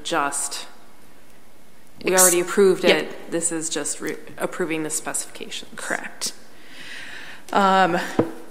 So that's B and C. 2019A is the restructuring. So this is the refunding but extending the payments on the 2019A. We had some excellent, lengthy discussion on this at our last school board meeting. I did want to let you know also from an update standpoint from Matt Rantipa that the original present value that we had shared at that board meeting was approximately $493,000, future value at $4.3 million. As of this afternoon, new positive future value is at $56,000, with the estimated future value at $2.8 million rather than $4.6. So we're seeing. Can you repeat those? Yes. So the future value is at $56,258, with an estimated future value of $2.8 million. So down significantly from the $4.3 million. Because of the discussion we had at the school board, and because of the discussion I've had with you, we are not putting these to market until the 23rd. We are waiting. We have put in the resolution for the 2019A. Should the board choose not to accept or move forward, we can actually stop the ball rolling on this. I am still recommending that we do this. I have built it into the budget that we do this. So if the board would choose not to accept the sale on Monday the 23rd, we could not accept those pricings because we would wait till your action before the superintendent or myself would sign off on those. So I wanted to make that contingent to give you all the opportunity to have that discussion. So these would not sell at the same time. So these would be priced on the morning of the 23rd. We would ask for your approval. Should you approve, we would secure those on the 24th. So did he give you any indication why our value on the traditional refunding went up and the unrestricted for the restructuring went down? So those were increased interest savings. So we were looking at it from two different perspectives, because the 2019A are extending and there's a cost involved. We're actually having interest savings that are growing. So it's the opposite way. Okay, thank you. Again, these would be coming forward to you. The 2019 B and C, I did also want to note that in talking with Matt Rantipa, These are non-callables. So these cannot be called early on behalf of the district.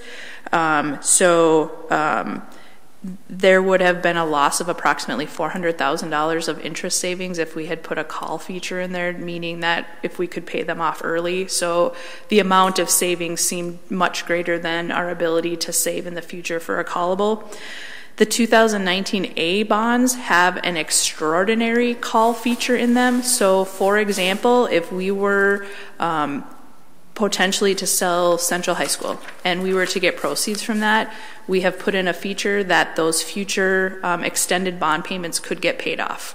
So we did put that feature into the 2019A so that if there was an opportunity to pay down some of those future bond payments, we could do that as an extraordinary call feature is what they called it in the language. CFO Erickson, what's the cost on that, having that extraordinary call feature? It would just be in the market what people would bid for that. So it just makes the basis points of what people would be willing to pay in order to know that those could be callable. Okay.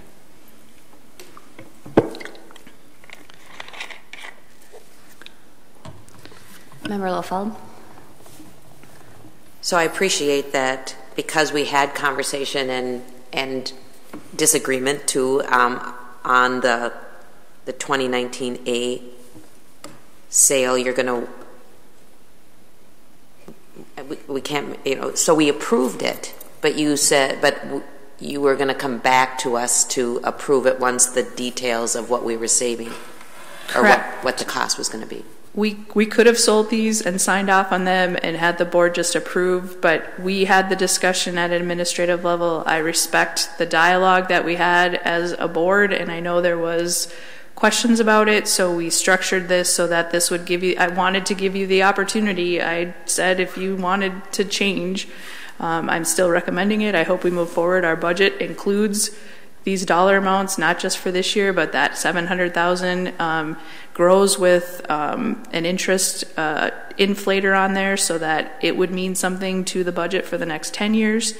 But should the board have other reasons why, I wanted to give you that opportunity. So at the board meeting, should there not be a vote to move forward, we would not sell those bonds, and then we'd have to restructure the 20 budget. And is there a chance that this future value will change between now and next Monday? Absolutely. It's changing every day. The market, and it could change better. I mean, we just don't know. This is a worldwide market. There's a lot of things happening that impact that. In speaking with our financial advisors, they're feeling good about where we are in these next 7 days. So the 23rd was, we had the discussion on what does this mean by waiting these extra 7 days, but it was important to me to make sure that I heard your voices and wanted to give you that opportunity. But I do believe that that 23rd we'd be ready to go, and if the board should move forward on that, we would just do that on the 24th. So can you clarify for me that because this is callable, and if we were to find a pot of gold or sell a property or whatever, we could put that money back towards paying this down. Is that, do you call it an extraordinary provision? Is that new to the conversation that we had last time? It is. Okay. I don't know that we specified that. We talked with our financial advisors and talked about the apprehensions that the board had, which I totally understand.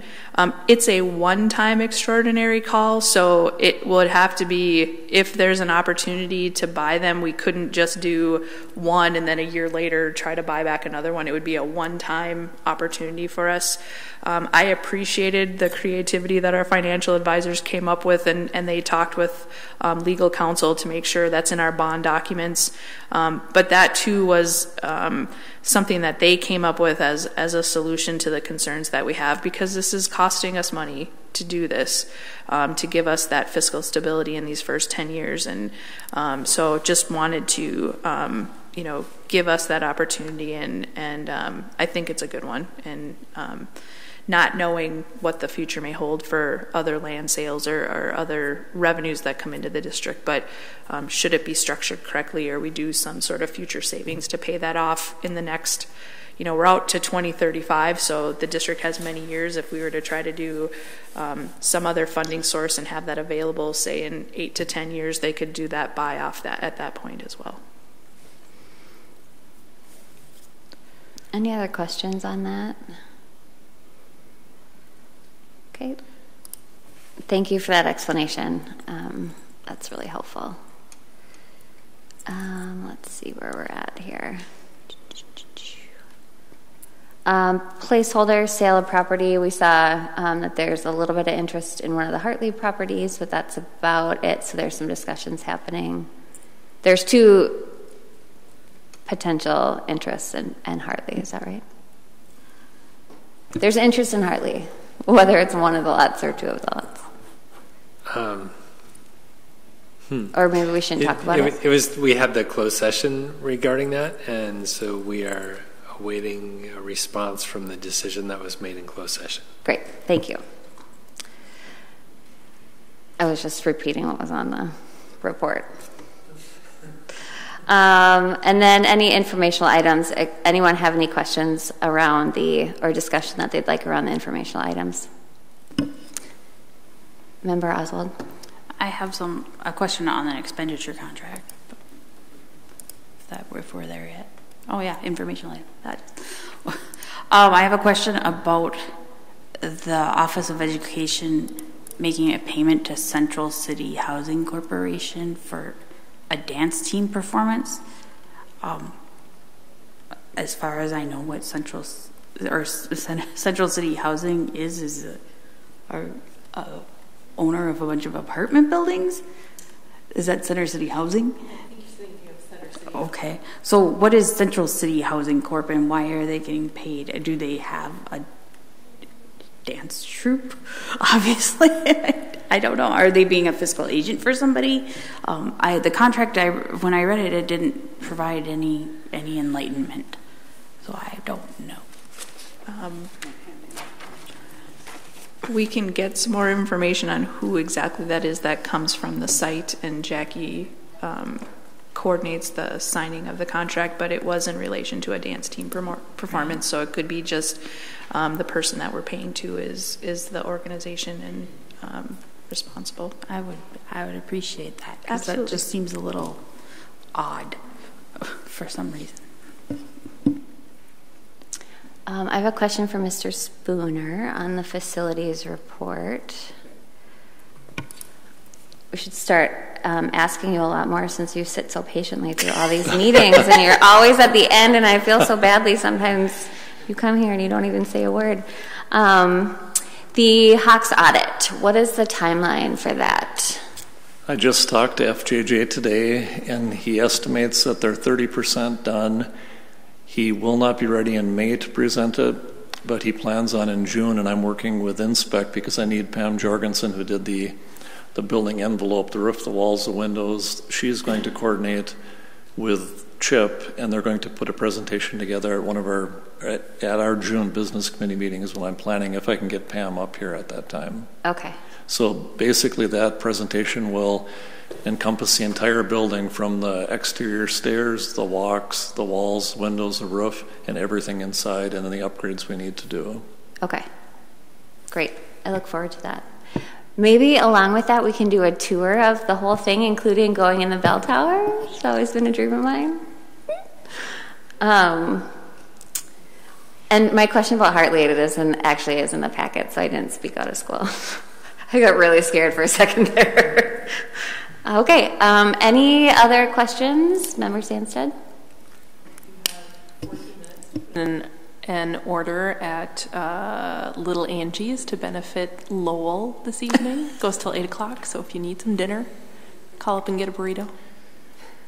Credit it, say you're with Senorita Linda or Senora Tice's class, please. Okay, that's all.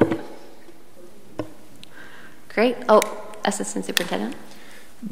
Being that spring and the weather is changing, and talking about the Hawks audit, I'm wondering if I'm still on bucket duty on the second level during the meetings, or if that goes to the CFO since she is less senior. No. I guess I'm still on bucket duty. Okay, thank you. Oh, man. All right, well, we'll close out the business committee meeting. Thanks, everyone, for sticking through this. And again, I have a question. Sorry.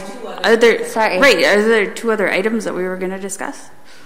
Oh, I just asked if anyone had any discussion on the informational items. So go ahead. Oh, well, not that I do. I thought somebody wanted to know about the committee process update. Oh, sure. Yep. Which I imagine Chair Loeffler-Kemp was supposed to give, so I don't know what we were going to say. She texted me and said she okay. would be, that we would come. So can you turn your mic on? There was a resolution that we go to a subcommittee for looking at the way our committees work. So Member Oswald and Member Loeffler-Kemp and myself have been a subcommittee. We've met twice.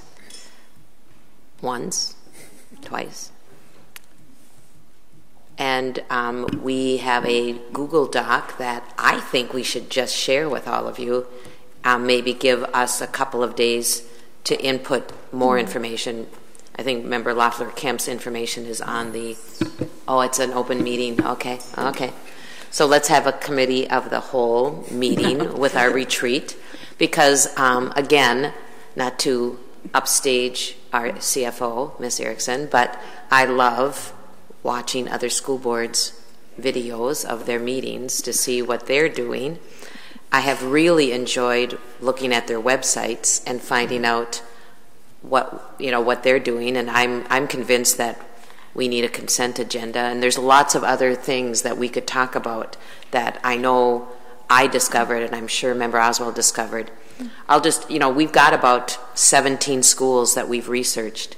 Most of them are about our size, these are the questions we looked at. We looked at their student enrollment, people. If we talked to some people, what their regular scheduled meetings were, what their agenda-setting process was, how the public comment was received at their meetings. Do they have student reps? How does the board hear student concerns? What school board information is available on their website? So I found out a lot about other schools just on their website, and then ours looks pretty good. And I actually think our meetings run even somewhat better than what I discovered in other meetings. And what can past meetings be? Where can they view recorded meetings? Other noteworthy discoveries and use of committees or work groups, and what were their committee groups and their work groups, and how did their committees meet and function. That was all of the categories that we filled along our Google Doc for what other school boards were doing. And so I'll turn the mic over to Member Oswald. As far as I know, we have no other plan to meet yet, and I'm unsure of the progress of where we're going with this. So I wish Member Loeffler-Kemp, who is the chair of our committee, as instructed by then Chair Kirby. I'm waiting to hear what we're doing from the chair of the subcommittee. See, I was trying to turn the informational items into a consent agenda as a way to demonstrate how slick this can work. I do actually have 2 questions about that. You asked about the student reps. Did you ask if the student reps have voting privileges? Yes, we they can. do. It depends on who they are. No, but I'm asking, was that one of the questions? It's against state law. It's against state law. Okay, that's they have to be elected. Okay, and the second is just a request that I think I'd gotten a text message from Member Lofald about providing input, but are you going to seek input from all the board members on this? We divided everybody up, and so I think. So I just need to get back with you. Somebody, I think you were Rosie's. I'm not sure. I got pawned off. I'm supposed to talk to David Kirby. Okay, that I'm not sure. I haven't done that yet. Sorry, David. That's coming. So. The even year elections is on here. I know that I appreciate Betty Green, who's still in the room with us, for providing updates on the conversations that they've had, that the last committee had around this. And from what I understand, the committee really wants to know what the perspective of the school board is, whether it's all in favor of changing, all in favor of keeping the same, or even if we're divided. They really want input from the school board. I know the Duluth News Tribune had a little poll on their website that I think had a total of like 500 votes.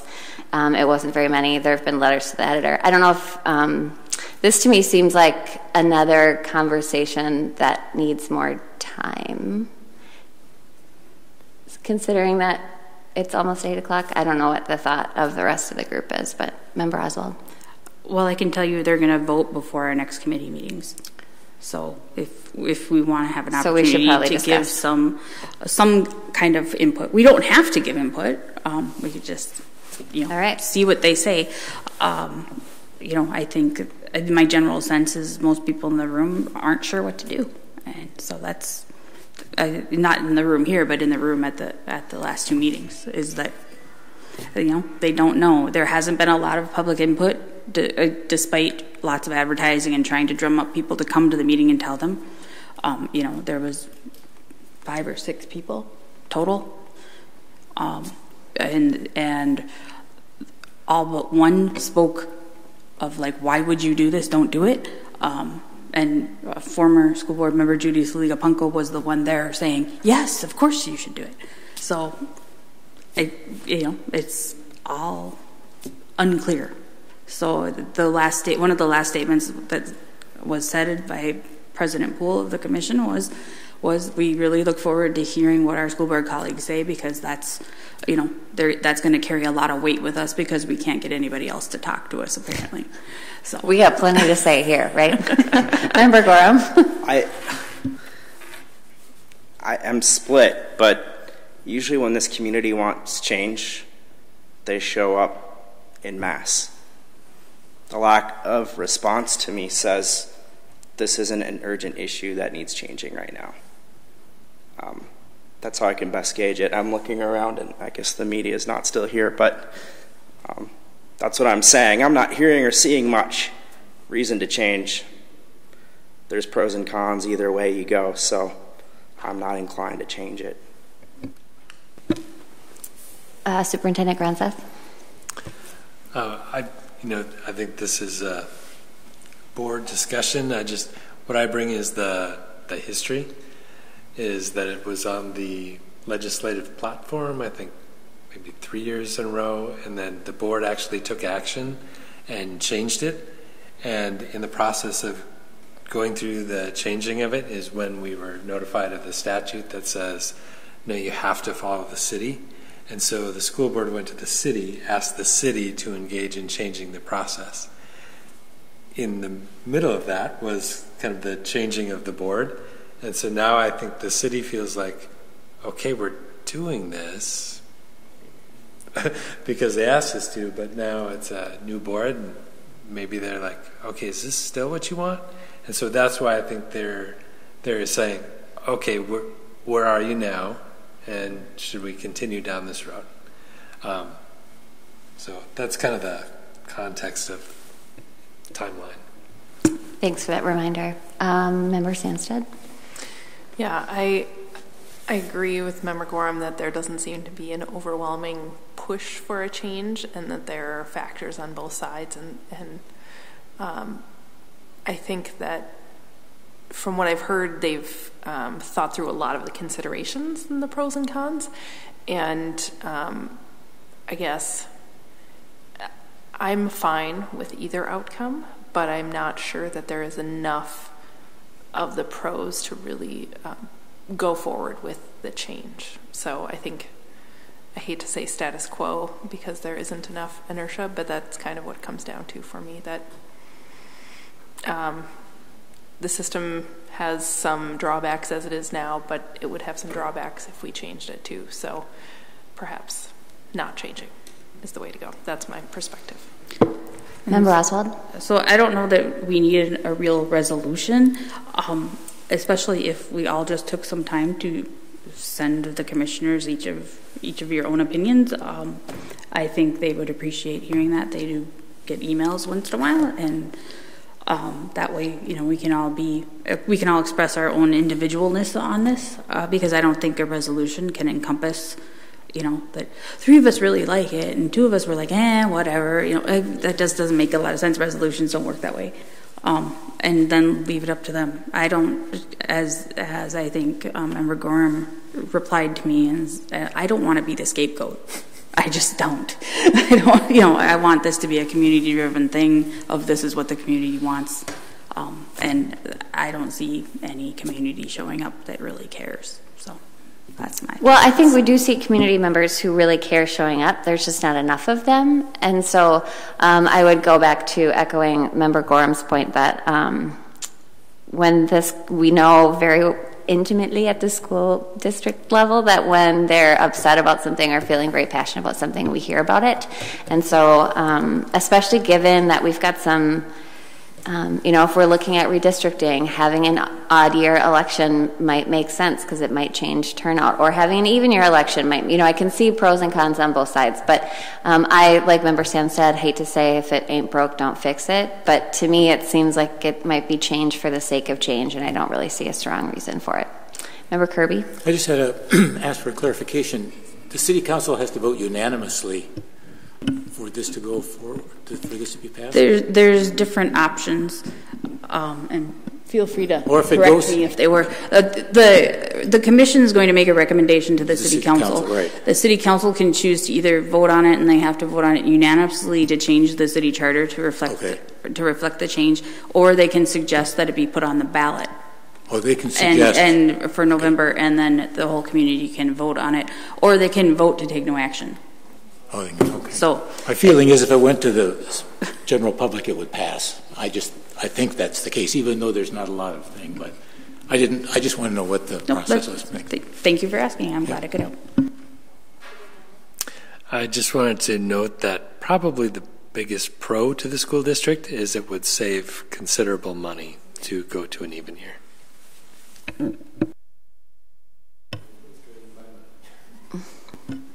And my response to that is we spend a lot of money on it, but if it buys us what our community needs, it's worth every penny of it. So, democracy has a price.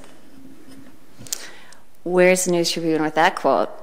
Okay, any last comments, questions, concerns, discussion? Thank you. This is a marathon meeting. We're adjourned.